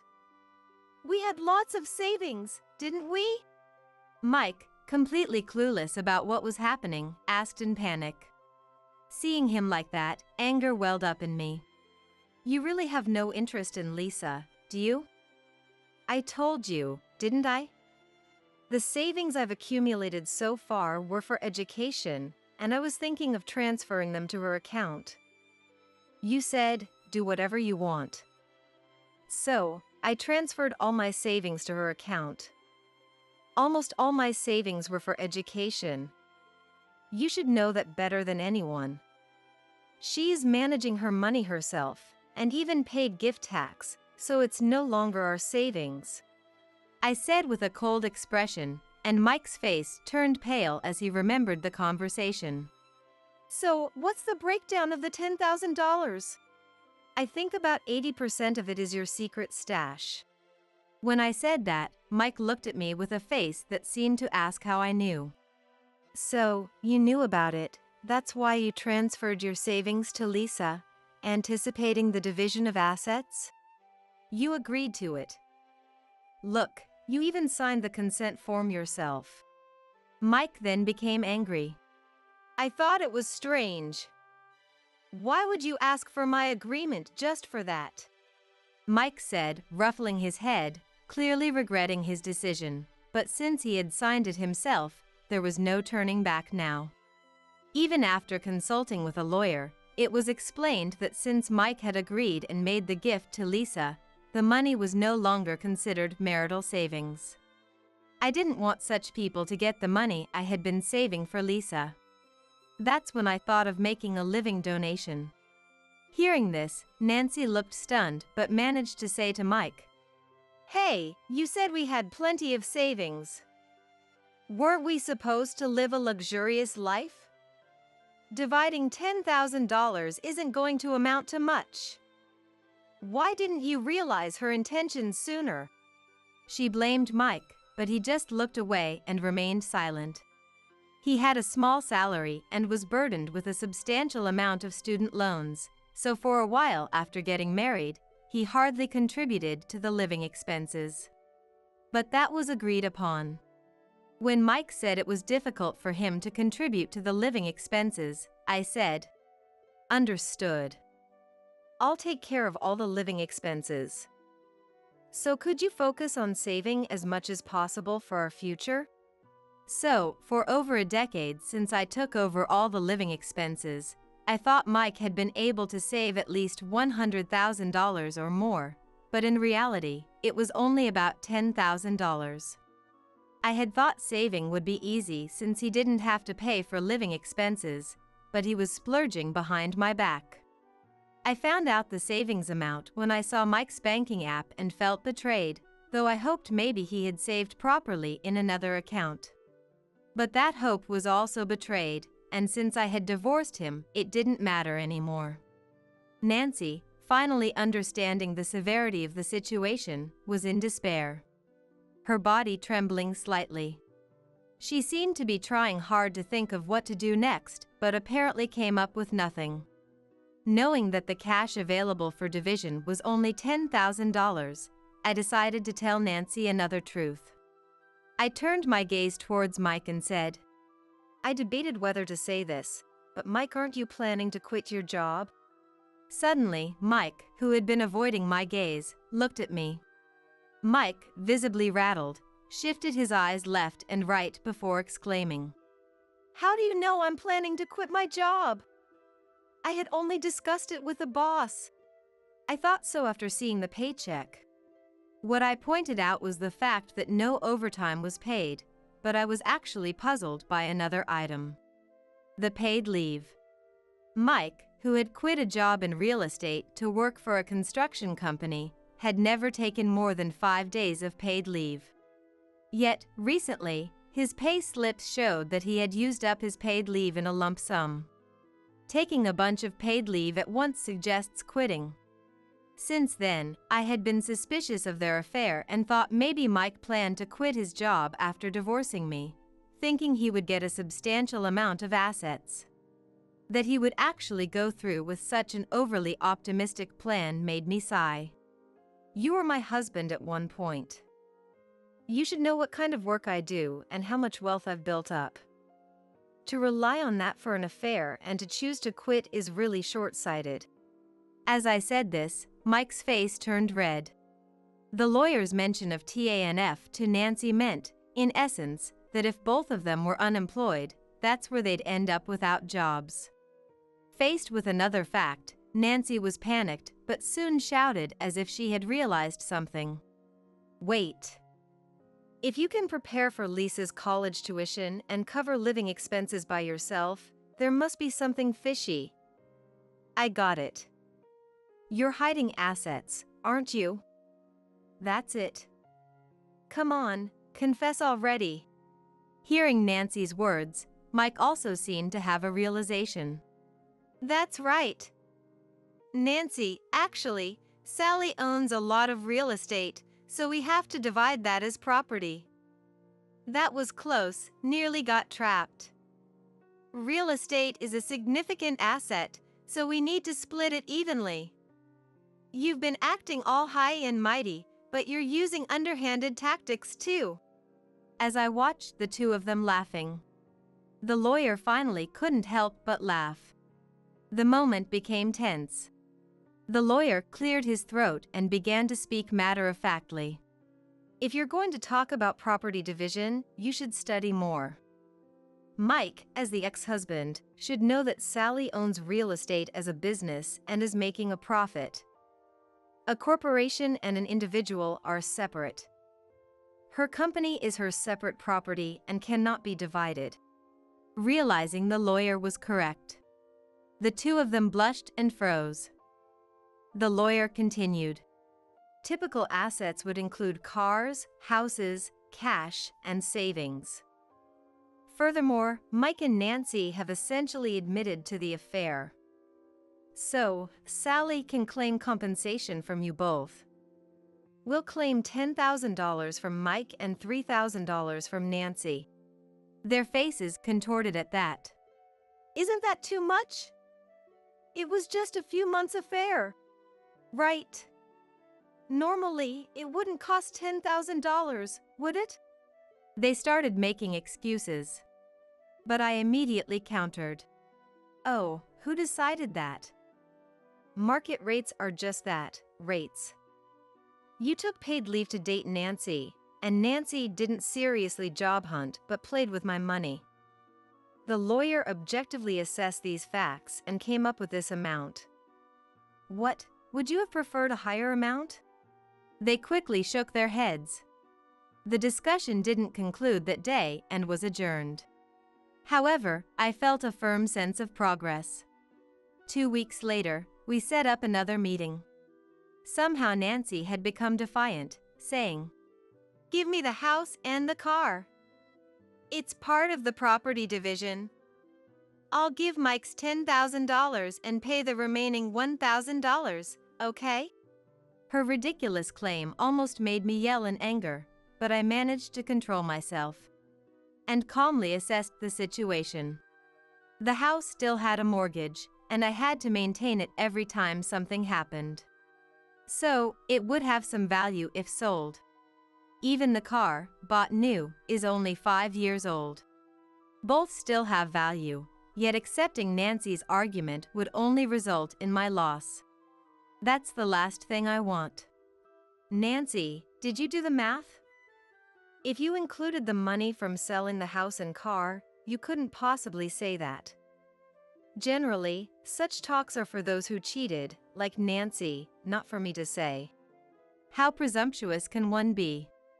I thought so, but before I could continue, Mike, who was beside Nancy, started saying, Sally has assets worth $160 million at the company, right?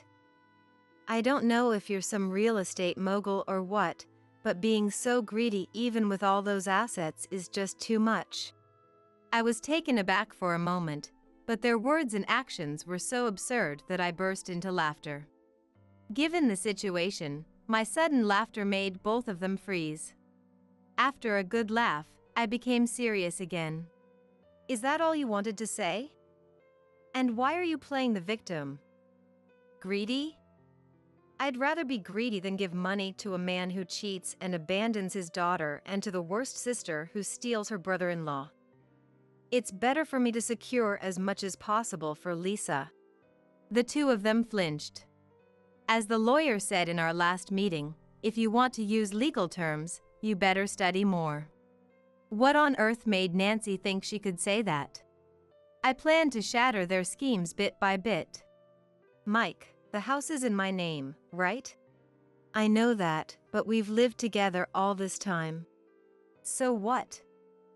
I took out a mortgage and bought it before we were married. No matter what you do, it's my property. The car was bought new, has no accidents or violations. If you want to take it, pay me half the appraisal value.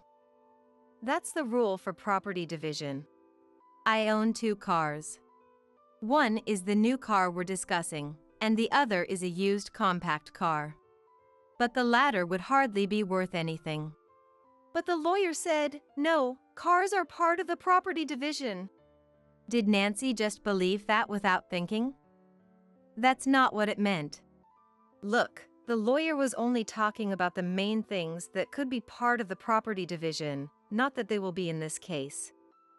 The only things we need to divide between us are the $10,000 combining Mike's secret savings and my savings, and the 2 cars. That's all. Nancy knew nothing. Of course, Mike hadn't thought it through either, and this oversight put them back in a pinch. He seemed to ponder for a while but eventually became clueless and pleaded with me. Please, just give us enough money to start a new life. I beg you. But he didn't seem remorseful. It just seemed like a plea to solve the immediate problem. Such shallow words are worthless to me. I answered with a heart of stone. It seems like you wouldn't want to pay Lisa's child support anyway, so there's no room for compromise. Why should I worry about your living expenses? Saying this clearly, the two of them signed the documents, realizing that nothing they said would make me agree. After the divorce and property division were settled, Nancy kept calling me persistently. Hey! Why did Mike have so much debt? You were paying for the living expenses, right? Then what's the point of the debt? What's going on here? She was screaming on the other side of the phone. I told her the plain facts while holding back a sigh. Isn't it obvious by now? The fact that after over a decade, there was only about $1,000 in savings when it came out. Does having debt while having savings mean you took out a card loan for some big purchase or something? When I asked incredulously, Nancy earnestly explained the situation to the point of drawing back. Yes. He took out a $1,000 loan just to buy some nonsensical branded goods. And then the credit card payments turned out to be a huge mess because it was set to revolving payments without us knowing. This man, he's not just a problem debtor. How dare you push such a person onto me? Weren't you the one who stole him, Nancy? I retorted with a half-smile, and Nancy fell silent. Mike had incurred debts without even me knowing. Now, after the fact, several dunning letters have arrived. He must have hidden them while with me, but became careless after changing addresses. Or perhaps, typical of Mike, he got caught up in his new life and forgot to hide them. Just figure it out yourselves, I said and hung up. Eventually, Mike called, complaining about the high taxes for the car he took and not expecting the vehicle registration renewal fees to be so high, stating the obvious. Maintaining a car costs this much, huh? It's tough, so can't you take it back? I refuse. I curtly declined, and he hung up, seemingly dejected. After that, he reached out through messages asking for help, but I warned. If you keep pestering me like this, I'll report you to the police for stalking. And then he stopped coming altogether. What lies ahead for them is probably a hell much worse than hell itself. Later on, it seems Mike and Nancy got divorced. Their marriage lasted only 3 months after divorcing me. Their plans must have been thrown into disarray the moment it was clear that the single-family home, in my name, was not subject to division. Starting a marriage while burdened with debt and compensation payments was never going to work. Their divorce proceedings were apparently even more contentious than with me. Nancy is someone who clings to money. Sell the new car. It's a waste to keep something like this. It'd be better to cash it in, right? I don't care about that money. Besides, I paid the compensation in full, so if we're divorcing, you need to pay me back. They were stuck in such trivial arguments, unable to divorce for a while. Eventually, they did divorce, but Mike chose to file for bankruptcy. Since the compensation was paid in full and recovered, it didn't affect me. However, he ended up unemployed, devoid of assets, and ultimately fell into homelessness. He couldn't take back quitting his job and left the company. His useless pride prevented him from applying for TANF. Now, he's likely living a miserable life, doing something akin to begging. Divine retribution caught up with Nancy. After stealing my husband and cheating, her 3-month marriage became widely known, and her social relationships collapsed. Naturally, she was disowned by her family and relatives.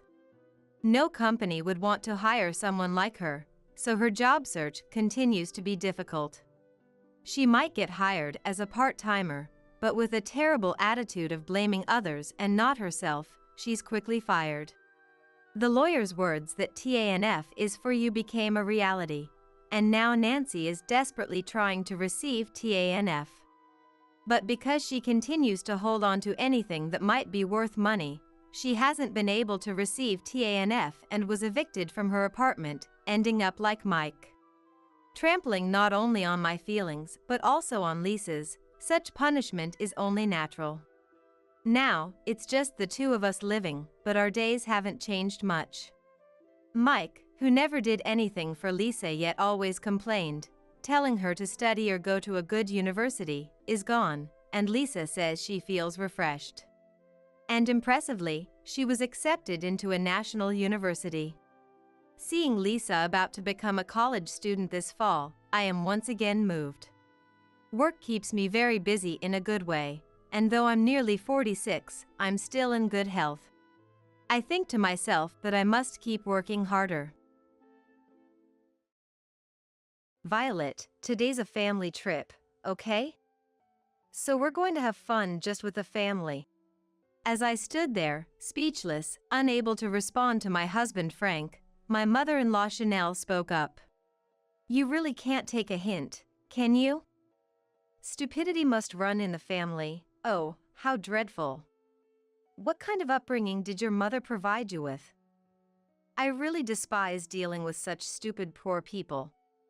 Did you actually think you could become part of our family? I've mentioned this before, haven't I? I'm not opposed to the idea of divorce. So, please go ahead and divorce Frank. It's a good thing you haven't had any children yet. Upon hearing Chanel's words, I opened the envelope Frank had given me. Inside was a completed divorce application form. When we got married, "Your smile is the best bouquet for me, Violet," Frank had said, slipping a silver ring onto my ring finger. I thought I could have a happy life with him. Chanel insulted my mother. She has no idea how my mother struggled to raise me and provide me with an education. My father-in-law Alex insulted my dad.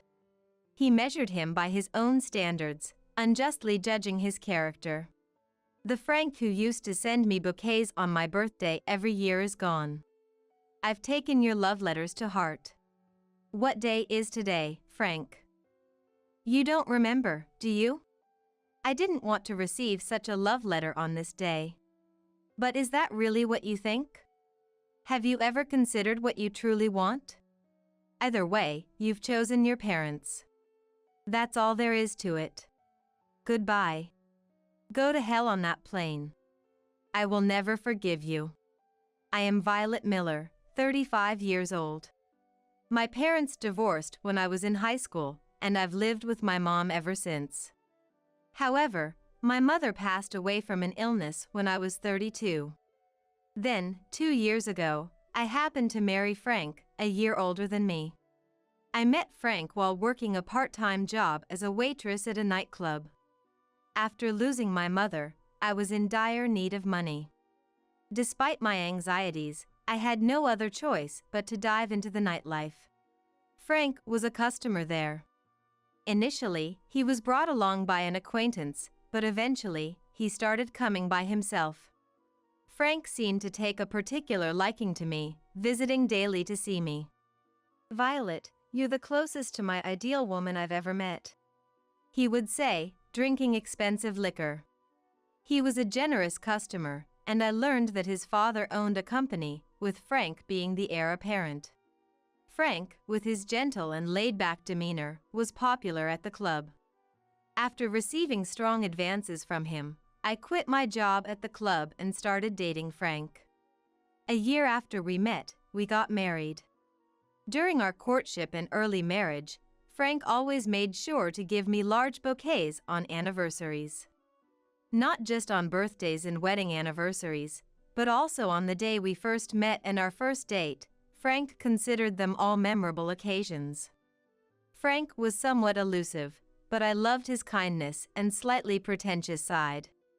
When we got married, "Your smile is the best bouquet for me, Violet," he said, placing a silver ring on my finger. I thought I could have a happy life with him. But one day, I was faced with a shocking truth. Violet, I guess you're my second favorite in the world, Frank casually mentioned during dinner one evening. I had felt something was off since that morning, as Frank seemed unusually happy. Though it didn't seem to be for any special anniversary. Curious about his excitement, I asked, "Is something good happening?" And that was his response. My favorites are Mom and Dad. They love me the most in the world. It's not bad to cherish one's parents. In fact, I hoped he would. However, hearing a nearly 36-year-old Frank refer to them as Mom and Dad was a bit off-putting to me. Frank continued with an unabashedly happy smile. Mom and Dad are going to live with us. You're happy about this, right? It's going to be fun from now on. Reacting to Frank's words, "What?" I inadvertently exclaimed. In fact, Frank's parents had been opposed to our marriage. Alex is the president of a company passed down from the previous generation, and Frank has been promised the position of the next president. Alex and Chanel seemed displeased that the wife of the future president comes from a single-parent family. I thought they rejected me because I had worked in the nightlife district, but apparently that wasn't an issue for them. After all, Chanel herself had worked in the nightlife before Alex took a fancy to her and married her. When I met them once for a marriage introduction, I was flatly denied. Marriage is a vow to devote your true heart to your partner for life. Divorce is out of the question. After being told that, I was left speechless. So why, I wonder, have Frank's parents now decided to move in with us? I don't really know, but maybe they've accepted us? Frank says with a carefree laugh, but I'm filled with nothing but anxiety. I was never told about living together, nor did Frank consult me about it. If Frank's parents have accepted our marriage, that would be wonderful. But living together changes things. I believe we should gradually build a relationship with his parents, have discussions, and agree on living together. However, the words that came out of Frank's mouth were so shocking that they robbed me of all my words. So, they're moving in tomorrow. Can you clean up the upstairs room, please? Hearing that, I dropped the spoon I was holding and didn't even notice. The next evening, Frank's parents really did come to our house. I went to the entrance to greet them. "Alex, Chanel, it's been a while. Please, make yourselves at home." I greeted them politely, but there was no response from Alex and Chanel. When I looked up, Alex and Chanel were already gone, apparently having hurried into the house. Rushing after them, I found a touching reunion taking place in the living room. "Frank, I've missed you. Are you okay? Have you been eating properly? No one's been mean to you, have they?" Wondering what they could mean by mean, I watched the parent-child reunion scene with a smile. Chanel was hugging Frank tightly. Frank seemed happy, patting Chanel on the back. "I'm being fed, at least. But nothing beats Mom's cooking, right? You're making dinner today, aren't you?" Frank was being as affectionate with Chanel as a child. Is this really how a nearly 40-year-old man should act, even if they haven't seen each other in a while? Of course. Let's enjoy dinner as a family today. Hearing this, Frank cheered, and Alex spoke up. "Frank, it looks like the branch is doing well. I'm glad I left it to you." Alex runs the main company, and since Frank works at a branch, it seems they didn't see each other much. Yeah, everything's going smoothly. I don't have to do anything, everyone around me takes care of it all. I just have to look over the documents. Work is so easy. I had never deliberately asked about Frank's work. Being the future president, I assumed he was handling his responsibilities commendably. But hearing their conversation made me suddenly anxious. Frank doesn't need to struggle. Leave the work to others, and you just enjoy your freedom. That's why we've surrounded you with competent people. Hearing Chanel's words, Frank nods obediently. Seeing this made me dizzy. Can a business really be run like this in today's world? Feeling a bit unsteady, I headed to the kitchen to make coffee. Then, "Could you not enter the kitchen without permission?" Chanel told me, stopping me in my tracks. "From today, that's my domain, so don't you dare enter without permission. And later, clean up all those tacky utensils you have there." Chanel said this without looking at me and then went back to conversing with Frank and Alex in the living room. I was so taken aback by the suddenness of it all that I just stood there, trying to process what was happening. Then Alex said, "Hey, how long is that outsider going to stand there? It's bothersome, so get lost."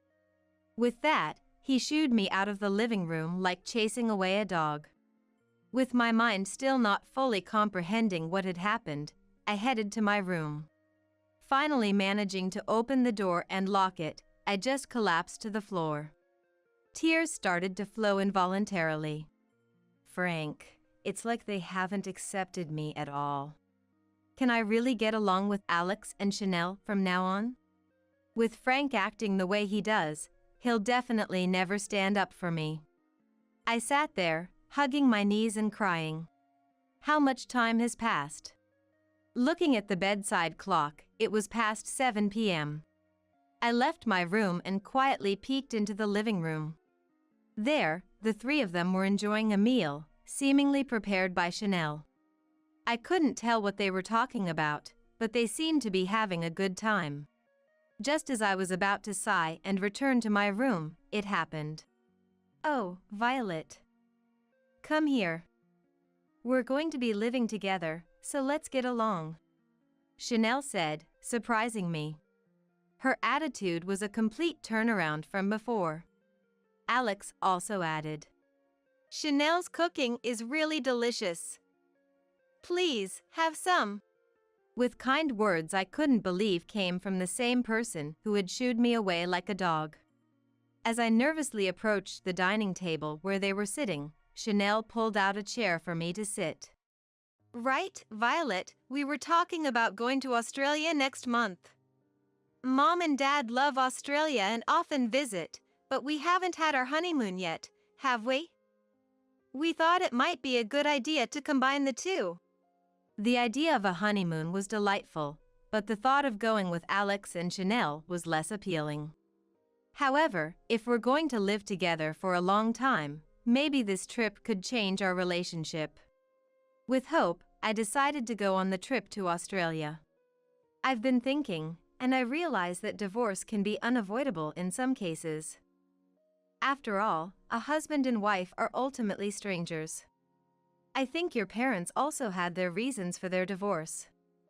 So, I'm not against divorce anymore, please be at ease. Chanel told me, and I felt a bit relieved. However, I couldn't help wondering why their attitudes had changed so drastically in just a few hours. Perhaps Frank had spoken to them.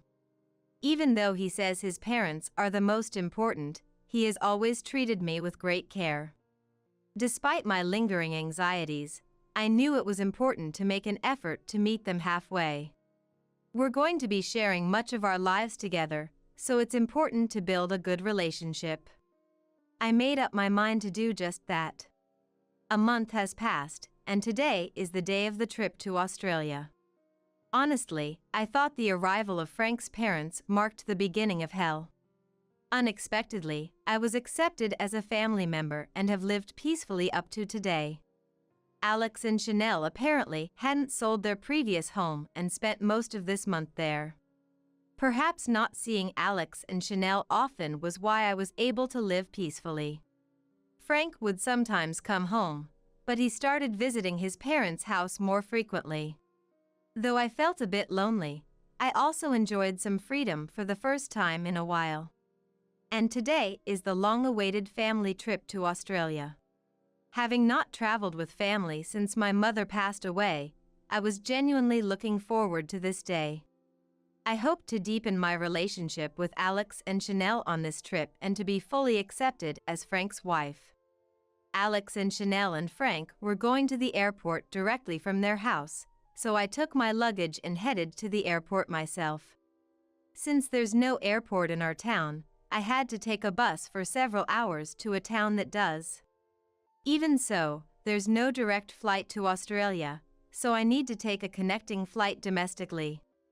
It's quite a hassle, but the thought of an enjoyable trip makes it all worthwhile.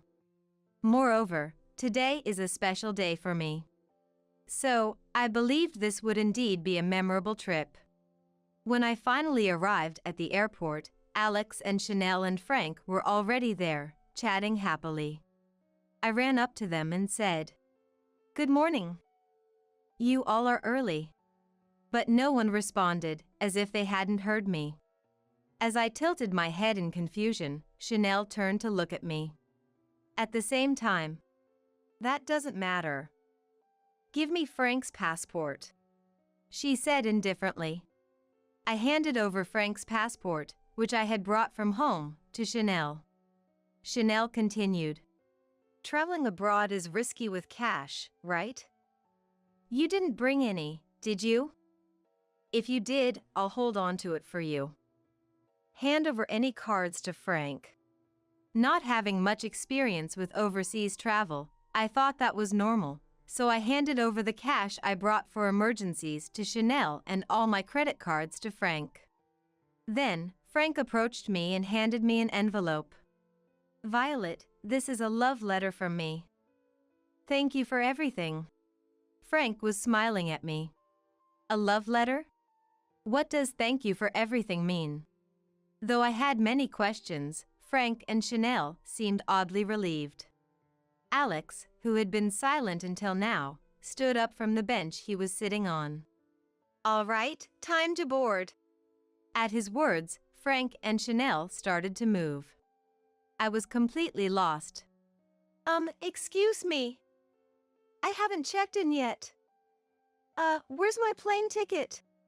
As I said this, Frank, Alex, and Chanel turned around.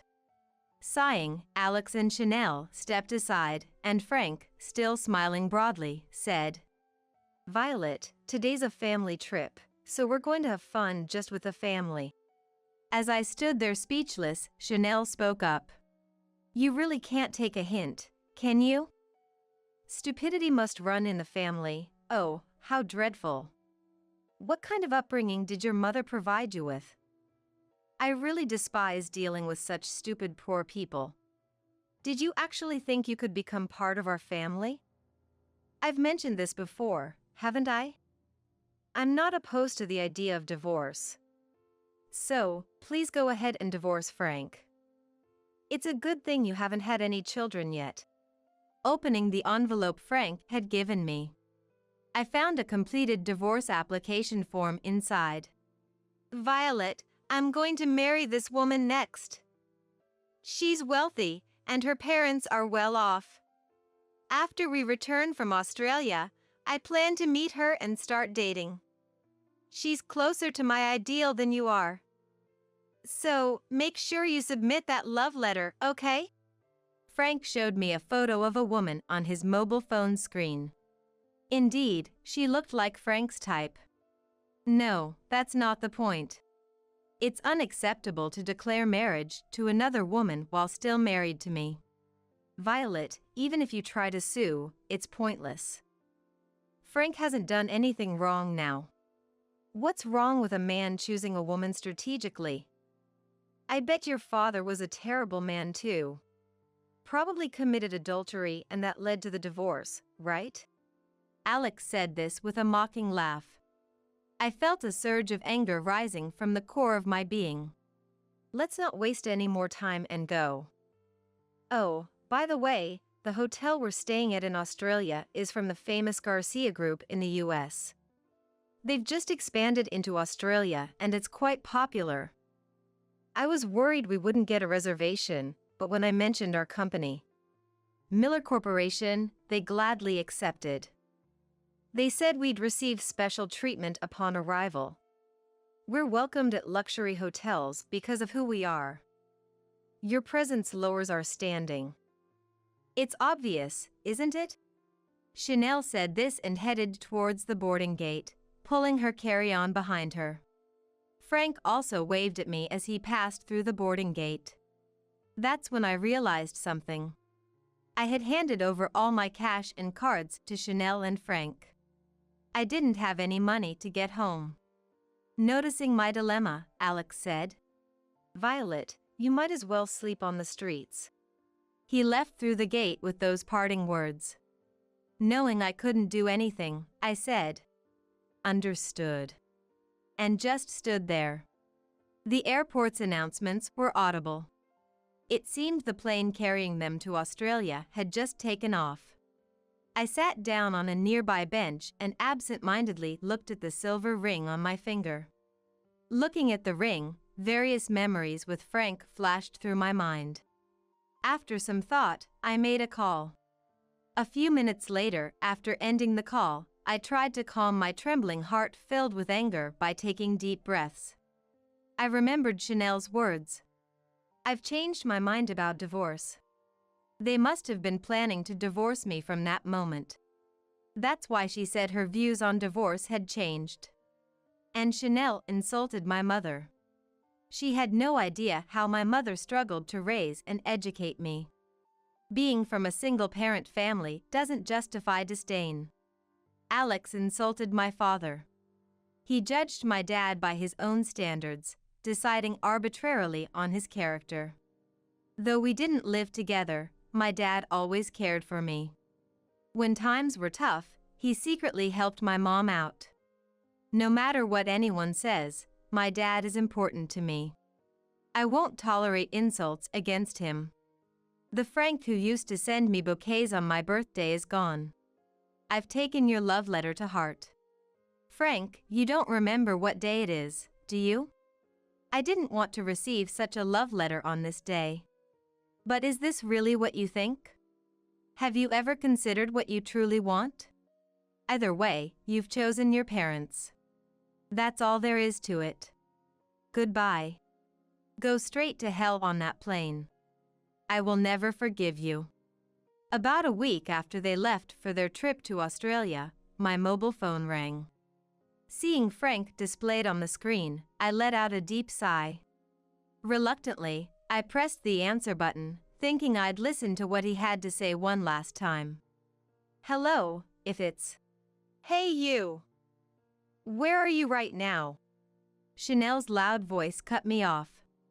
Hearing the voice I least wanted to hear, I felt a surge of discomfort.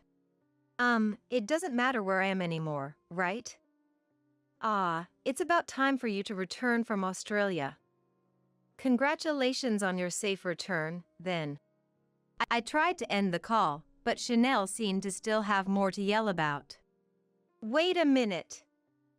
We're not done talking. Why aren't you at home? All your stuff is gone. You should be there to welcome Frank back. Why would I be at home? Waiting for my husband to return? Confused by Chanel's words, I told her the facts. That's no longer my home, and I no longer have a husband. It seems you've dialed the wrong number, so I'll be hanging up now. Just as I was about to hang up, I heard Chanel's voice shout. What's with this woman? I thought to myself, that's exactly what I should be saying to you. Violet. It's me, Frank. Something happened in Australia, and Mom's quite upset. Violet, aren't you coming back to our place? I firmly said. I won't be returning. After all, it's no longer my home. Frank, can you put the phone on speaker and tell me what happened in Australia? Frank did what I said and turned his mobile phone into a speaker. Frank did as I asked, and I could hear Chanel complaining in the background. According to Frank, their stay in Australia went like this. A few hours after their flight, they landed safely in Australia. They proudly headed to a hotel managed by the Garcia Group. When they announced themselves at the check-in desk, the staff reacted and signaled something. Suddenly, people in the hotel's spacious lobby started dancing around Frank's family. Likely a flash mob. Frank, Alex, and Chanel, not understanding what was happening, assumed they were being welcomed. Guests around them clapped in rhythm to the music and dance. Confetti flew, and crackers were popped. The dancers struck a final pose. And then, the words that were, "Happy birthday, Violet," released were. Naturally, Frank's family was taken aback. Among the applause from the surrounding guests, a beautiful hotel employee brought over a large cake on a wagon. "Happy birthday." "Where's Violet?" asked by the woman. "I'm Violet," Chanel reluctantly said. But then, the woman loudly proclaimed, "But Violet should be turning 36 this year." In the lobby. This caused laughter among the guests and the flash mob alike. Clearly, it was a stretch for Chanel, who is turning 66, to pass for 36. Chanel's face turned red, and the Frank family quickly took the cake and retreated to their room. "How dare you? Embarrassing me like this when you're not even here. You're unbelievable." Frank and Alex had a hard time calming down an angry Chanel. In search of a change of scenery, they went shopping in the hotel shops, only to be greeted everywhere with, "Where is Violet?" The stress Chanel must have felt, being asked this at every shop, must have been significant. After being asked for the umpteenth time, "Violet isn't here. She didn't come to Australia. Enough already." Chanel burst out in anger. Then, a shop assistant said, "Why isn't Violet here?" "Princess Violet is the star of today." Hearing this, Chanel decided she had had enough of walking around the hotel that day. Hearing this story made me burst into laughter. "What are you laughing at? Don't laugh. What's this about Princess Violet? It's all your fault. I heard Chanel muttering something behind Frank, but I decided to ignore it for now. Yes, the Garcia Group hotels take their guests' birthdays very seriously. They have a concept of making the guest's special day memorable with special arrangements, which is popular among their customers. From the next day onwards, the "Where is Violet?" interrogations ceased, and they reportedly enjoyed a relatively fun Australian life. It seems there was a guest who recorded the entire sequence of events, including the flash mob dance. Chanel declaring herself as Violet was captured on film, and now, that short video is somewhat trending in America. That popular hotel accepted our reservation because of our company's name. It's proof that our company has grown and gained recognition. Be thankful for that. Chanel said this with a huff, and Alex, who hadn't said much until then, chimed in. After all, our company has significant investors. Seems like a businessman is personally investing. It's proof that our company's future is recognized. Alex, being the president, clearly took pride in his company. I wondered about Frank. Hey Frank, was the company okay while you were gone? Did you manage the handover properly? Frank seemed puzzled over the phone. What do you mean, handover? I didn't say anything to the company. I've never told anyone when I take time off or go back. I didn't tell anyone this time either. Hearing this, Alex asked in surprise. You didn't do a handover? Not even to the executives? Is everything okay? Haven't you received any calls from the company? Reminded by Alex, Frank said. Oh, I left my company mobile at home. Let me check. After checking his room, Frank exclaimed over the phone. What is this? It seems like the company called a lot. 500 missed calls. Suddenly, the phone became noisy, with apparent trouble brewing. Violet! It's an emergency. I'll call you back. With that, the call ended. I felt no sympathy for them, considering it was his responsibility. Weeks later, I had some business at Frank's house and decided to visit. When I rang the doorbell, Frank answered, even though it was the middle of a weekday. Oh, Violet. You've come back. Frank looked a bit haggard. No, that's not it. I came to return this, I said, handing over a small bag containing the silver ring. It was no longer needed by me, but too valuable to simply throw away, so I decided to return it to its original owner.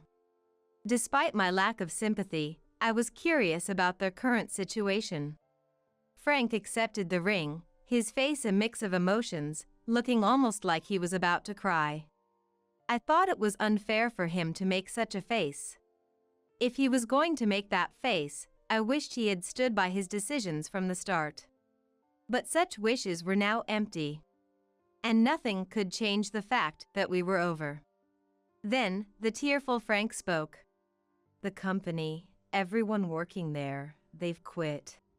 I had suspected some kind of trouble at the company, but didn't imagine that all the employees would leave. According to Frank, he had indeed left for Australia without arranging any handover. With no one to make important decisions in his absence, the company faced a crisis. No one could reach Frank by phone, causing inconvenience to multiple business partners. Exhausted by Frank's actions, the executives who had supported him decided to resign one after another. Feeling the company's situation turning dire, other employees also took the opportunity to resign. Effectively, the branch Frank was in charge of ceased to function. Urged by Frank, I entered the house. In the living room, a weary Chanel was sitting on the sofa. Alex was seemingly running around trying to manage the situation. Frank, deemed better off not moving, was on home standby. What are you doing here? You, a lowly poor person, wouldn't understand the troubles we have." Her rudeness was unchanged. I felt a slight urge to help, but Chanel's words quickly dispelled it. "Chanel, no souvenirs from Australia? Being left at the airport is pretty harsh, isn't it?" I said this with a smile, laced with sarcasm. Chanel glared at me. "How did you get back that day? You shouldn't have had any money." Ah, so taking my cash and cards was deliberate after all. Yes, I was in quite a bind. So, I called my dad. He told me to stay at one of his hotels nearby for the night. Frank and Chanel's eyes widened at my words. It seemed they didn't understand what I meant. Luckily, there was a room available. It was my birthday that day, so I received the same flash mob celebration at the hotel you guys experienced. It was very touching." Chanel's face turned red. The memories of that day must have been traumatic for her. Then, with her face still red, she asked me, "The same celebration? Which hotel did you stay at?" "Surely not," I answered with a smile. "Yes, the same Garcia Group Hotel. They have a wide network, and there was one near the airport." Chanel seemed even more confused. She keeps asking me questions with wide eyes. "Wait. Even we barely managed to book a room there. How could someone like you stay at such a hotel without a reservation?" Before I could answer Chanel's question, a loud noise came from the entrance, and Alex entered the living room. "It's terrible. Our main investor said they're pulling out. It's over." Alex sat down, holding his head. Frank, realizing the gravity of the situation, looked panicked, his face pale. Chanel, who had been red-faced moments ago, now turned pale, looking despairingly at Alex.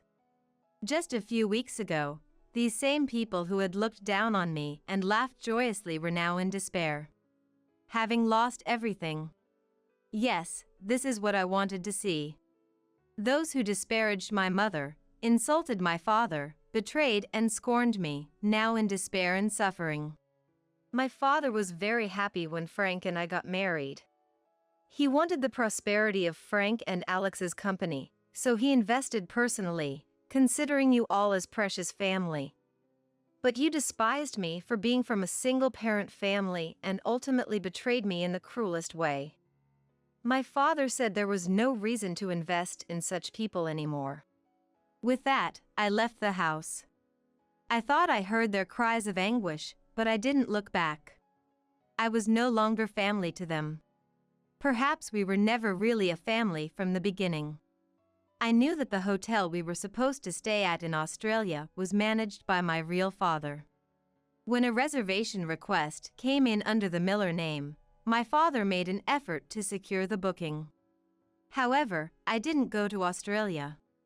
I didn't cancel the grand birthday welcome intentionally, to humiliate them. It was something I had asked my father to do.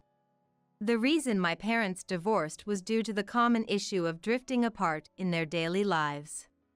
My father, who had just started his company at that time, was incredibly busy every day. He now regrets that period deeply and cares a great deal about me. I also know how deeply saddened he was when my mother passed away. Even though we are apart, we are still a family. Frank. We are no longer a family, but I hope you will become more responsible and support your beloved parents. In the end, the only thing you can rely on is the bond of the heart that ties a family together. Later, I heard through the grapevine that Miller Corporation, Alex's company, had gone bankrupt. I think there was no future for that company the moment they considered making Frank the next president. One day, I saw someone who looked a lot like Frank at a construction site near my home. It was just for a moment, so I'm not sure if it was really him. Would Frank be sweating and doing physical labor? But part of me hopes it was him. I hope he becomes someone who can work hard to support his family. That's my final wish. Now, I'm training to become a staff member at the hotel managed by my father. It's a challenging job, but I take pride in doing something that brings smiles to people's faces. I've even learned the flash mob dance, looking forward to welcoming birthday guests to the hotel. Recently, I visited my mother's grave with my father. We prayed together and told her about recent events. Then, a strong wind blew, and we joked. Maybe Mom is laughing now? And we laughed together. Remembering this, my walkie-talkie crackles with a signal. It seems a birthday guest has checked in. All right. I brace myself and quickly head to the lobby, imagining the smiling faces of the guests waiting there. The first time Rebecca Thompson sabotaged my presentation in front of the entire company, I just stood there, my carefully prepared slides showing corrupted data, wondering how my team could still be taking her side. The fluorescent lights of the conference room felt harsh against my skin as I watched our CEO rush to comfort Rebecca while shooting accusatory glances in my direction.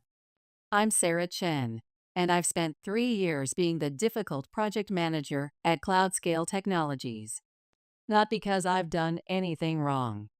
I have a computer science degree, multiple project management certifications, and a track record of successful deployments. No, my crime was simply existing in the shadow of my brother Michael's wife, Rebecca, our seemingly perfect director of sales. You incompetent little. Rebecca hissed, her French manicured finger jabbing toward my laptop. How dare you suggest I tampered with your project data? My hands trembled as I tried to access my backup files. I have the original database logs. Someone accessed them using your credentials. Sarah, stop making accusations. My team lead, Linda, snapped, placing a protective hand on Rebecca's shoulder. Why do you always have to create drama during important meetings? The familiar tightness in my chest intensified as I looked around the glass-walled conference room. My colleagues stared at their laptops, suddenly fascinated by their screens. Michael, our head of engineering, positioned himself between me and his precious wife, his disapproval evident in his rigid posture. I have proof, I said, my voice barely carrying over the hum of the HVAC system. Rebecca's laugh cut through the tension like broken glass. Show it then. Go ahead. Show everyone your proof. My fingers shook as I pulled up my terminal window, but before I could access the log files, Linda snatched my laptop away. That's enough, she shouted, closing it with a sharp snap. I won't let you disrupt another quarterly review with your paranoid accusations. Rebecca has done nothing but try to mentor you, and this is how you repay her? Mentor me? A bitter laugh escaped my throat. By corrupting my project data. By telling everyone I'm emotionally unstable. Well, you're certainly acting unstable right now, Rebecca said smoothly, adjusting her Hermes scarf as she leaned back in her ergonomic chair. Maybe you should talk to her about stress management. Michael finally spoke up, his voice carrying the weight of fraternal disappointment. Sarah, please. You're embarrassing yourself. That's when Rebecca played her masterstroke. With practiced precision, she pulled up her own presentation, displaying a series of emails supposedly from me. Emails showing erratic behavior and threatening messages. Right there, in front of the entire product team. And nobody, not one person, questioned their authenticity. I need to point out, Linda said, shaking her head, that this kind of behavior is exactly why we're concerned about your stability. Rebecca's leading our biggest client launch, for God's sake. She doesn't need this kind of disruption. The announcement hit me like a system crash. Of course, she'd gotten the client launch I'd been working toward for months. Of course, she'd choose this moment to reveal it. Congratulations, I managed to say, gathering my papers with trembling hands. I'm sure you'll do a fantastic job. Sarah, wait. My father's voice crackled through my phone as he joined the video call. As Cloudscale's senior advisor, David Chen had been watching the whole meeting remotely. But even he remained painfully neutral, his concern carefully diplomatic. "Let her go," I heard Rebecca say through the conference call speaker. "She'll cool down eventually." "She always does." I grabbed my phone and backup drive from the conference table, my heels clicking against the polished concrete floors of our open office space. As I rushed past the rows of standing desks and collaboration pods, I caught snippets of whispered conversations and saw coworkers quickly minimizing their chat windows. The familiar tension headache was building as I punched the elevator button. Through the glass walls, I could see Janet from UX asking if I was okay. "She's fine," Linda's voice carried across the office floor. "Just another one of her episodes. Rebecca's the one we should be worried about." I slammed the elevator button again, blinking back tears that threatened to ruin my carefully applied makeup. The same thought kept running through my mind. This time would be different. This time, I wouldn't just let the incident report get buried in HR's system. My phone buzzed with a Slack message from Michael. "You need to apologize to Rebecca. She's leading the Thompson account now. Don't make this harder than it needs to be." I shoved my phone into my blazer pocket and stepped into the elevator, my reflection in the mirror showing a woman I barely recognized anymore. In the lobby's security camera, I could see them all still gathered around Rebecca in the conference room, probably discussing how to handle my outburst. The anger building inside me felt different from the usual mix of hurt and resignation. For the first time, I wasn't just wounded. I was ready to fight back. As I walked through the steel and glass entrance of our downtown Seattle office, I made a decision. I wouldn't just disappear into a pile of NDAs this time. I wouldn't just accept another performance improvement plan. Rebecca wanted to paint me as unstable? Fine. I'd show her what happened when you pushed a software engineer too far. Later that afternoon, Sarah's apartment. I pulled into the parking garage of my Lake Union apartment complex and grabbed my laptop, my mind already racing through potential SQL queries. Opening my secure browser, I searched for tech industry whistleblower forums. The first result caught my eye: TechTruth.io anonymous platform for industry misconduct. Current active thread: systematic harassment at Seattle startups. The digital clock on my monitor read 6:15 p.m. I took a deep breath and clicked Create Account. For the first time that day, I felt a glimmer of hope. The forum's interface glowed with a soft blue light as I scrolled through dozens of testimonials. Each post revealed patterns of abuse and manipulation that felt hauntingly familiar. Using a VPN and a newly created email, I carefully drafted my first post. Would anyone be willing to share their experiences with Rebecca Thompson? I typed, my fingers hesitating over the keyboard. Particularly during her time at Cloudscale Technologies or Sterling Industries. My cursor blinked for what felt like eternity. Then, suddenly, responses began flooding in. Wait. Rebecca Thompson from Sterling Sales Department. A user named TechJustice2023 replied. The one who got promoted after the database incident. My heart started racing. "I'm a current Cloudscale employee," I wrote back. Today, she compromised my project data and then accused me of being unstable when I tried to prove it. A private message popped up from a user called Data Phoenix.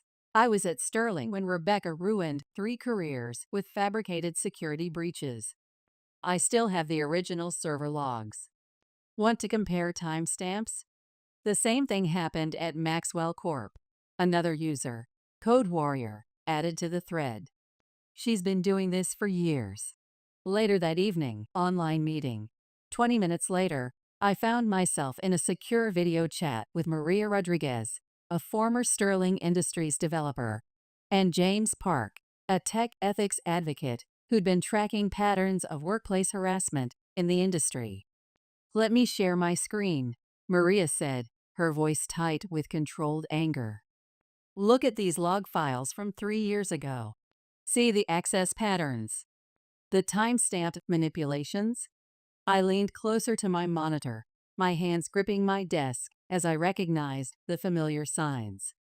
That's exactly what happened to my data today. Classic Rebecca, James commented, his fingers flying across his keyboard. She always follows the same pattern. Access the data through a compromised admin account, alter the timestamps, then gaslight the target into questioning their own sanity. My phone buzzed with another Slack notification. A message from Michael. Mom's having a breakdown because of you. Hope you're happy with what you've started. Maria glanced at her own screen and scowled. Let me guess, they're already trying the family guilt trip? I nodded, minimizing the Slack window. You know what's interesting? James said, sharing a new window in our chat. People like Rebecca leave digital fingerprints everywhere. Look at this pattern of GitHub commits and Jira tickets at her previous companies. What do you mean? I mean, he highlighted a series of entries. We should start mapping her digital footprint. Social media, code repositories, previous projects. When you're dealing with tech, everything leaves a trace. Maria's eyes lit up. That's literally what I do now. I work in digital forensics. Give me an hour with these logs. I don't know. I hesitated, my cursor hovering over the log files. Wouldn't analyzing company data breach our NDAs? Did she think about legal agreements when she corrupted your project data? Maria asked quietly. When she tried to destroy your career. Before I could respond, my phone lit up with a notification. Someone had tagged me in a LinkedIn post. It was Rebecca, writing about an unfortunate incident of data manipulation at today's meeting and how she was deeply concerned about the mental health of certain team members during our crucial product launch phase. Oh, hell no! Maria's voice crackled through my speakers. She's trying to control the narrative. Look at the comments. She's already got the tech community taking sides. I think I found something, James said, his voice tense with discovery. Rebecca worked at Sterling Industries in their enterprise sales division, right? I nodded, watching as he shared his screen. Well, according to their SEC filings from 3 years ago, there was a major internal investigation. Several developers reported systematic data tampering and false security breach allegations. No names were mentioned, but check out these timestamps. My hands started shaking as I cross-referenced the dates with the log files. That's exactly the same pattern she used today. Sarah, Maria leaned toward her camera, her expression intense. You're not crazy. You're not unstable. You're being systematically targeted. And we can prove it. But my team will either wake up to the truth or show their complicity, James finished. Either way, you'll be free. Just then, my laptop pinged with a new email. My heart stopped when I saw the sender, dv.archives@sterling-industries.com. Subject: Rebecca Thompson's System Access Logs 2019 to 2022. Maria's voice was steady in my headphones. Open it. With trembling fingers, I clicked the email. As I read, my eyes widened, scanning through pages of meticulously documented system logs and change histories. Well? James asked, his face serious in the video window. I looked up at my new allies, a strange calm settling over me. She didn't just corrupt my data. According to these logs, she's done this at least 7 times. 3 at Sterling, 2 at Maxwell Corp, and now twice at Cloudscale. And their former security admin kept everything. Then what are we waiting for? Maria grinned, her fingers already flying across her keyboard. Let's start building the case. James, can you help us format this into an official report? Already on it, he replied. I've got templates from previous tech harassment cases. We should probably. A new notification popped up on my screen. Michael was requesting an emergency video call. Record everything, James said quickly, helping me set up screen capture software. And remember, stay calm. They're probably trying to damage control. I accepted the call. Michael appeared on my screen, his usual pristine appearance slightly disheveled, his home office lighting casting harsh shadows on his face. "What the hell are you doing, Sarah?" he demanded without preamble. "Rebecca's just showed me some concerning Slack threads. Can you be more specific?" I asked, keeping my voice steady as Maria and James watched silently from another window. "Which Slack threads exactly?" "Don't play dumb." Michael's voice crackled through my speakers. "You've been collecting internal data logs, going through old repositories. What are you trying to prove?" "I think you know exactly what I'm trying to prove," I said, sharing my screen to display the Sterling Industries logs. "Would you like to see what your wife did before she married you?" His eyes narrowed as he scanned the timestamps. "Where did you get these?" "The same place I got this," I said, opening another window showing Rebecca's systematic pattern of data manipulation. Her perfectly crafted digital fingerprints laid bare in lines of code. Michael's face went pale. This is corporate espionage. You could go to jail for this." "Actually," James unmuted himself, "this is evidence gathering of systematic workplace harassment. Very different legal framework, Mr. Chen." "Who are these people?" Michael demanded. "Sarah, what kind of trouble are you causing now?" "These are my friends," I said, feeling stronger with each word. "The only people who actually looked at the evidence when your wife destroyed my project data." "Destroyed?" Michael laughed, but there was a note of uncertainty in his voice. "Now you're being dramatic." Maria shared her screen, displaying a pattern analysis of system access logs. Rebecca's digital signature was unmistakable across multiple incidents. "This is your wife's greatest hits," I said. "Want to see the rest?" "We have quite a collection." "Where did you get these logs?" His voice shook slightly. "Turns out I'm not the first person Rebecca's tried to destroy," I said, pulling up more documentation. "Just the latest in a long line of talented developers who got in her way. I'm going to be the last." "Are you threatening my wife?" "No," I said, opening another window, showing a draft of our report to the Ethics Committee. "I'm promising to expose the truth. Unless..." "Unless what?" I took a deep breath, feeling James and Maria's silent support. "Unless she publicly admits what she did to me and the others. Unless she steps down from the Thompson projects and gets help for whatever makes her need to destroy other people's careers." "You're trying to blackmail us." Michael's face reddened on my screen. "I'm trying to stop her before she ruins anyone else's career," I corrected, "including the new developers on her team." That hit home. I saw the flicker of doubt in his eyes as he glanced at another monitor, probably reviewing the evidence himself. "Think about it, Michael," Maria added softly. "What happens when the junior developers start outperforming her? When they create better solutions than she can take credit for? What happens to their careers?" "Get out of this call," Michael said, but his voice lacked its usual authority. "All of you, disconnect now." "We're on my secure server," James reminded him. "But you can leave whenever you want. Just remember, Sarah's not backing down this time." As Michael abruptly ended the call, my screen lit up with a new notification. Someone had shared Rebecca's LinkedIn post in TechCrunch's internal forum, sparking a heated discussion about toxic workplace culture in startups. "Perfect timing," James said, a grim smile forming on his face. "Ready to release the first batch of evidence?" I hesitated, staring at the folder of carefully documented logs. "What if this backfires?" "That's why we have a strategy," Maria reminded me. "We start with the irrefutable data. Just enough to make people question her perfect tech executive image." My hands trembled slightly as I typed my response to Rebecca's post.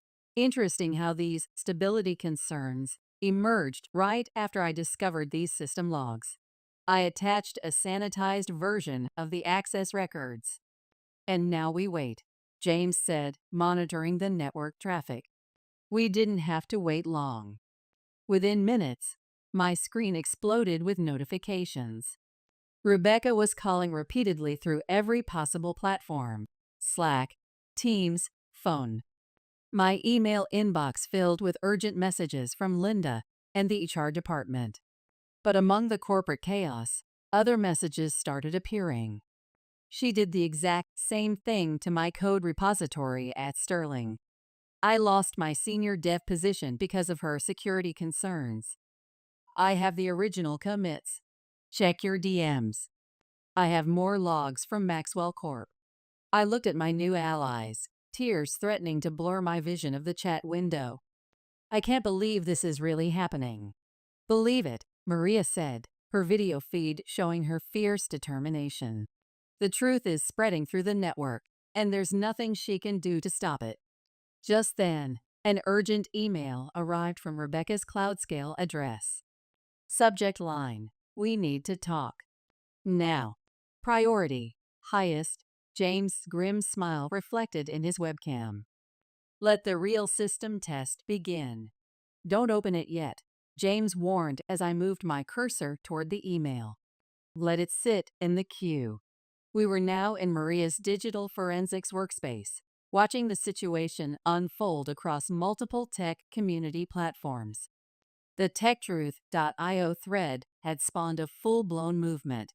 #TechAccountability was trending on Twitter. Another one from Sterling Industries, Maria announced, analyzing data on one of her screens. Their former security lead says Rebecca threatened to report a breach under his credentials if he didn't lose certain access logs. My phone buzzed again. Rebecca's third email in an hour. Subject: You're making a career-ending mistake. Now can I respond? I asked, watching the notification counter climb. Wait for it. James checked his system clock. Your brother should be getting an alert from the ethics committee right about now. Right on cue, my screen lit up with an incoming video call request from Michael.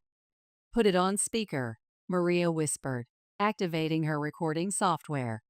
The ethics committee?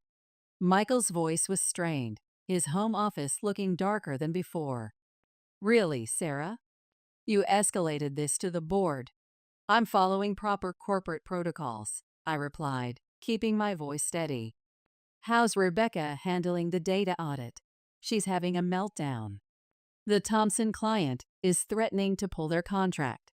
Is that what you want? To destroy the whole project? That's rich, Maria cut in. Using $1 million contract as a shield this time. Stay out of this, Michael snapped. Sarah, you need to retract your evidence submission to the committee. Now. Or what? Or the company will sue you for corporate espionage. Rebecca's already talking to legal about a cease and desist. I laughed, surprising myself. Perfect. Let's get everything on record in an official hearing. I'm sure Sterling Industries' former security team would love to testify about their logs. Silence filled the video call. Tell Rebecca to check her email, I said. I'm about to respond to her messages. I hung up and opened my encrypted email client, pulling up Rebecca's increasingly desperate messages. Keep it professional, James advised. Stick to the data. I typed, Dear Rebecca, I'm prepared to discuss this situation in front of the ethics committee. Feel free to bring legal. I'll bring my forensics team, along with complete documentation from your previous workplaces. Your choice. Best regards, Sarah. Send it, Maria said, her fingers flying over her keyboard as she compiled more evidence. As soon as I hit send, a new notification popped up. Someone had shared a video in the techtruth.io thread. Oh my God, I whispered as we watched. It was security camera footage from Sterling Industries' server room, showing Rebecca accessing a restricted terminal late at night, then reporting a security breach the next morning. The timestamp, James pointed out. This was 2 days before their senior developer's unauthorized access incident. Who leaked this? I asked, watching the crystal clear footage again. Anonymous, Maria said. But the message says former security admin. Ready to testify under oath. My phone lit up with a text from my mother. Your father's having anxiety attacks over this scandal. I hope you're satisfied destroying our family's reputation in the tech community. Before I could respond, another notification appeared. Rebecca had started a LinkedIn Live session. Play it, I said, my throat tight. Rebecca's perfectly composed face filled my screen, her home office backdrop meticulously arranged. I need to address the malicious accusations being spread about me, she began, her voice trembling just enough to seem vulnerable. I'm deeply hurt that my sister-in-law, who clearly needs professional help, has chosen to attack me during our crucial client launch phase. I've only ever tried to mentor her. Is she serious? Maria muttered, rapidly documenting everything. And I forgive her, because that's what family does. I just pray she gets the support she needs to handle the pressures of enterprise development. Cut the stream, I said. I can't watch anymore. Wait, James held up his hand. Look at the comments. Comments were flooding in, but not the supportive ones Rebecca usually cultivated on her tech leadership posts. Where's your explanation for the Sterling Industry server logs? I worked with you at Maxwell Corp. Should I share our Git histories too? Playing the victim while the evidence is right there in the commit logs. Classic gaslighting in tech leadership. Rebecca abruptly ended the live stream. She's losing control, James said. This isn't following her usual script. My laptop pinged with a new email. Unknown sender. Subject line, Rebecca Thompson's history at Maxwell Corp. Inside was a detailed technical analysis from her former team lead, with repository logs showing a pattern of code manipulation and false security flags going back years. This is bigger than we thought, Maria said quietly. Forward it to Michael, James suggested. He needs to see who he really married from a technical perspective. As I hit forward, another message came through, this time from my father. Can we meet? Just us. Secure channel. I showed the others my screen. Go for it, Maria said. But use our encrypted conference line and keep everything recorded. I messaged back. Video call in 30 minutes. Sending you a secure link. His response came quickly. I'll be there. No, Mom. No, Rebecca. I have questions about the Sterling logs. I checked my secure chat applications, hands trembling slightly. What do I say to him? The truth, James said simply. Just the data. We'll stay on backup channels if you need us, Maria added, sending me a series of pre-analyzed log files. Rebecca's latest email arrived. You have no idea what you've done to this company. I smiled grimly at my screen. For once, she was right about something. She really had no idea what legitimate security protocols could uncover. Video call, evening. My father's face appeared on my screen, looking older than I remembered. The dark circles under his eyes matched the worry lines creasing his forehead. His home office setup, once a point of pride, looked disheveled. Multiple monitors displaying various code repositories and system logs.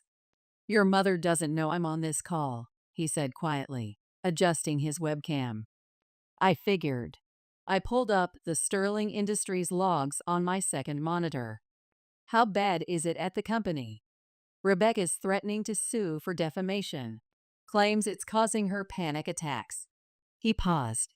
Michael's moved his workstation to a different floor. That was new. They're having problems?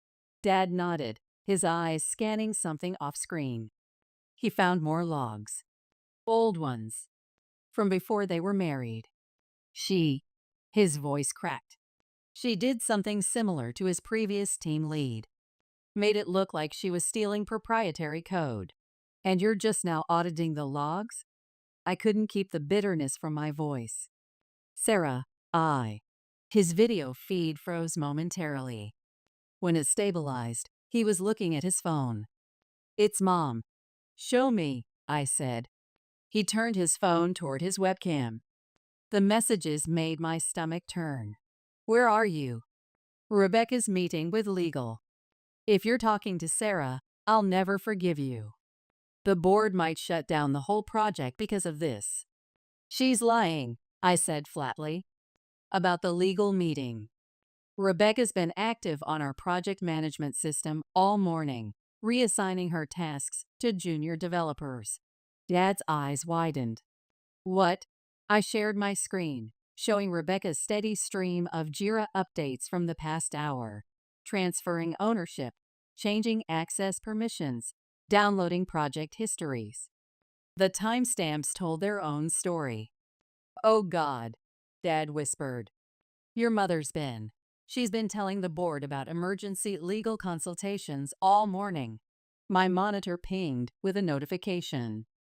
Maria had sent a link to a new post on techtruth.io. Someone had shared screenshots of Rebecca's project management activity alongside an internal memo about an urgent legal meeting. It's all falling apart, isn't it? Dad said, his voice hollow. The logs don't lie, Dad. They never did. A new video window popped up. Michael was requesting to join our call. I tracked Dad's IP address, he said as soon as he connected, his face ashen in his webcam feed. We need to talk. About what? I asked. About how Rebecca sabotaged your old team lead. Or about how she's been manipulating system logs for years. About how I'm submitting my resignation to the ethics committee. The words hung in the digital silence. What? Dad and I spoke simultaneously. Michael opened a terminal window, sharing his screen. Remember Karen, my former team lead? The one who supposedly tried to steal our codebase. He ran a series of commands, pulling up archived repository logs. Rebecca's digital fingerprints were everywhere. Timestamps, access patterns, modified commit histories, all meticulously documented in the system. Where did you get these logs? I whispered. Karen sent them to me. Said she's been keeping them encrypted for years, feeling guilty. Michael's hands were shaking visibly on his keyboard. There's more. So much more. God, I've been such a fool. Dad pushed his glasses up, squinting at the code scrolling past. Your mother. She's going to have to face reality. My laptop pinged with a notification. Rebecca had just posted on LinkedIn again, this time with a screenshot of a legal letter. Play it, Michael said. Rebecca's carefully composed face appeared in the post.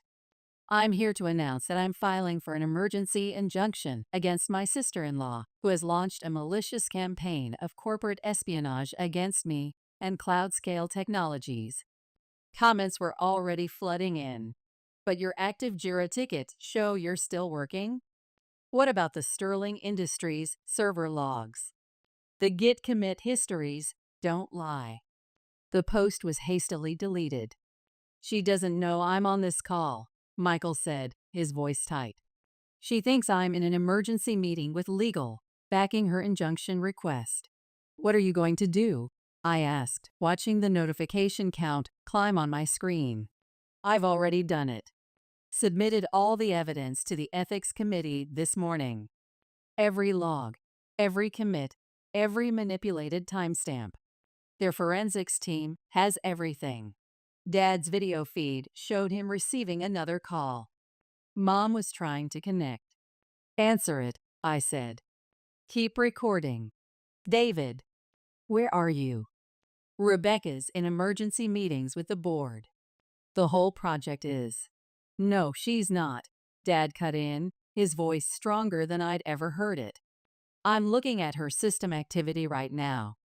She's been modifying project permissions for the last hour. Dead silence.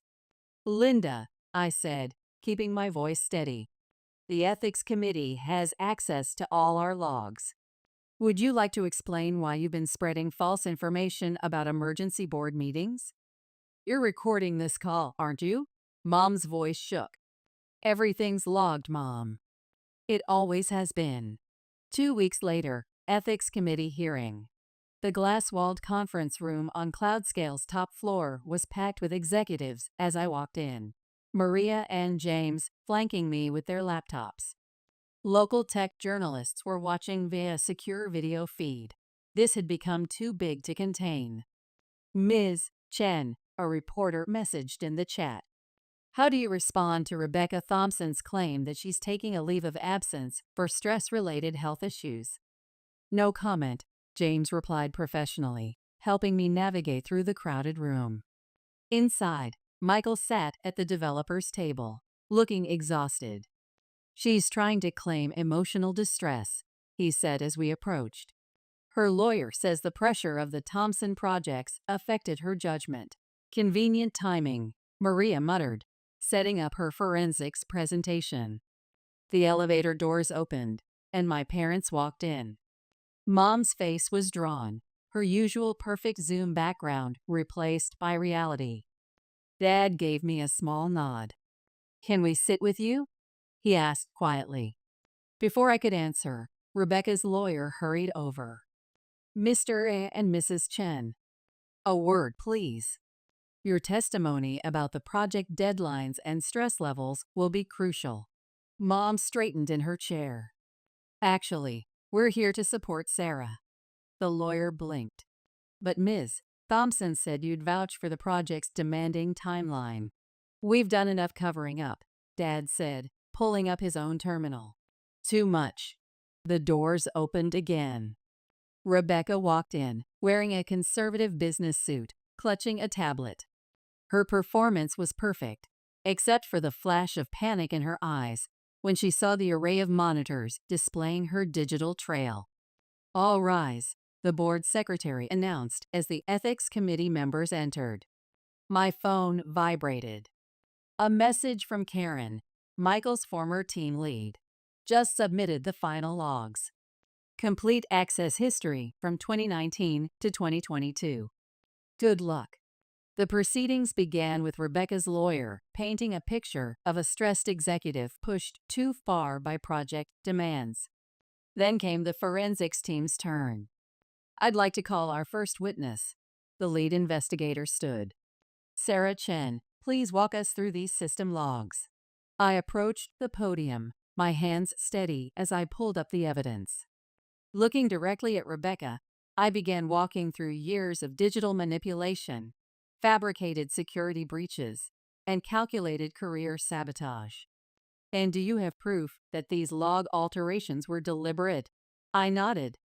We have access patterns, timestamp modifications, and repository histories from 3 different companies, plus 16 other developers ready to testify to similar experiences. Rebecca's lawyer jumped up. Objection. My client was under extreme pressure during these project cycles, which she documented only after being caught, the investigator counted. We have evidence of premeditation spanning multiple platforms and years. Final moments of the hearing. Rebecca stood suddenly, her tablet clattering to the table. These logs are manipulated. They're all conspiring against me. Ms. Thompson, the committee chair warned. Control yourself, or I built this project from nothing. Rebecca's voice cracked through the conference room speakers. Every line of code, every client relationship. About that, Michael's voice cut through as he shared his screen. We have repository histories proving otherwise. The room erupted in murmurs as commit logs and pull requests filled the displays, showing the true authors of every feature Rebecca had claimed. Fine, she said, her voice suddenly cold and calculated. You want the truth? Here's the truth. Every single one of them was weak, technically inferior. I just exposed what was already there. Her lawyer tried to mute her video feed, but Rebecca continued. You think I'm the villain? She pointed at her screen where I sat. Look at her. She turned my whole team against me. She destroyed my career. No, my mother's voice rang clear through the conference call. Your own logs did that, Rebecca. Rebecca spun in her chair. You're taking her side. After everything I did for this company? You mean after everything you did to this company, Dad corrected, pulling up more technical documentation. Order. The committee chair unmuted his microphone. Ms. Thompson, this outburst will not help your case. 6 months later, Tech Truth Conference. Ready? Maria adjusted the microphone on my blazer as we prepared for the keynote speech. The conference hall was packed with tech professionals eager to hear about our newly launched Ethics in Tech initiative. In just 6 months, our whistleblower platform had grown from a simple forum thread into a full-fledged nonprofit organization. Remember when you could barely speak up in code reviews? James teased, checking our presentation slides. As our organization's legal advisor, he'd helped dozens of developers document and report similar cases of technical sabotage. My phone buzzed with a message from Michael. Ethics Committee just denied Rebecca's final appeal. Her certifications are permanently revoked. 5 minutes to stage, the conference coordinator called out. Mom and Dad arrived, carrying boxes of our new technical documentation guide about identifying and preventing code manipulation. They'd become unexpected allies in the cause, with Mom especially throwing herself into developing security training programs. Look what came, Mom said, holding up her tablet. The board approved your proposal for mandatory code review transparency. Good, I said, meaning it. That means no one else will have to go through what we did. Not on our watch, Dad agreed, showing me his latest security audit tool. The conference doors opened, and Karen walked in with her new development team. She'd been promoted to CTO after the investigation revealed her original architecture designs that Rebecca had claimed as her own. Sorry we're late, she said, setting up her laptop. The junior devs had some amazing additions to the ethics compliance module. Michael appeared behind them, carrying his own presentation materials. And wait until you see the automated audit tools they've built. Language in the codebase. Mom scolded playfully, but she was smiling. The conference organizer approached with James, who'd become the face of our technical ethics campaign after that first explosive repository analysis. We'll start with the platform launch, James said, then showcase the impact your case has had. We've got developers lined up to share their stories, including me, a familiar voice said. I turned to see Karen's former junior developer, now leading her own team. She'd gone from nearly losing her career to becoming a principal engineer, helping others protect their work and reputations. The major tech blogs are covering this live, Maria added. Your message about code integrity is going to reach developers worldwide. Nervous? James asked quietly. I looked around at my support system, my real family, both blood and chosen, united by lines of code and truth. Not anymore.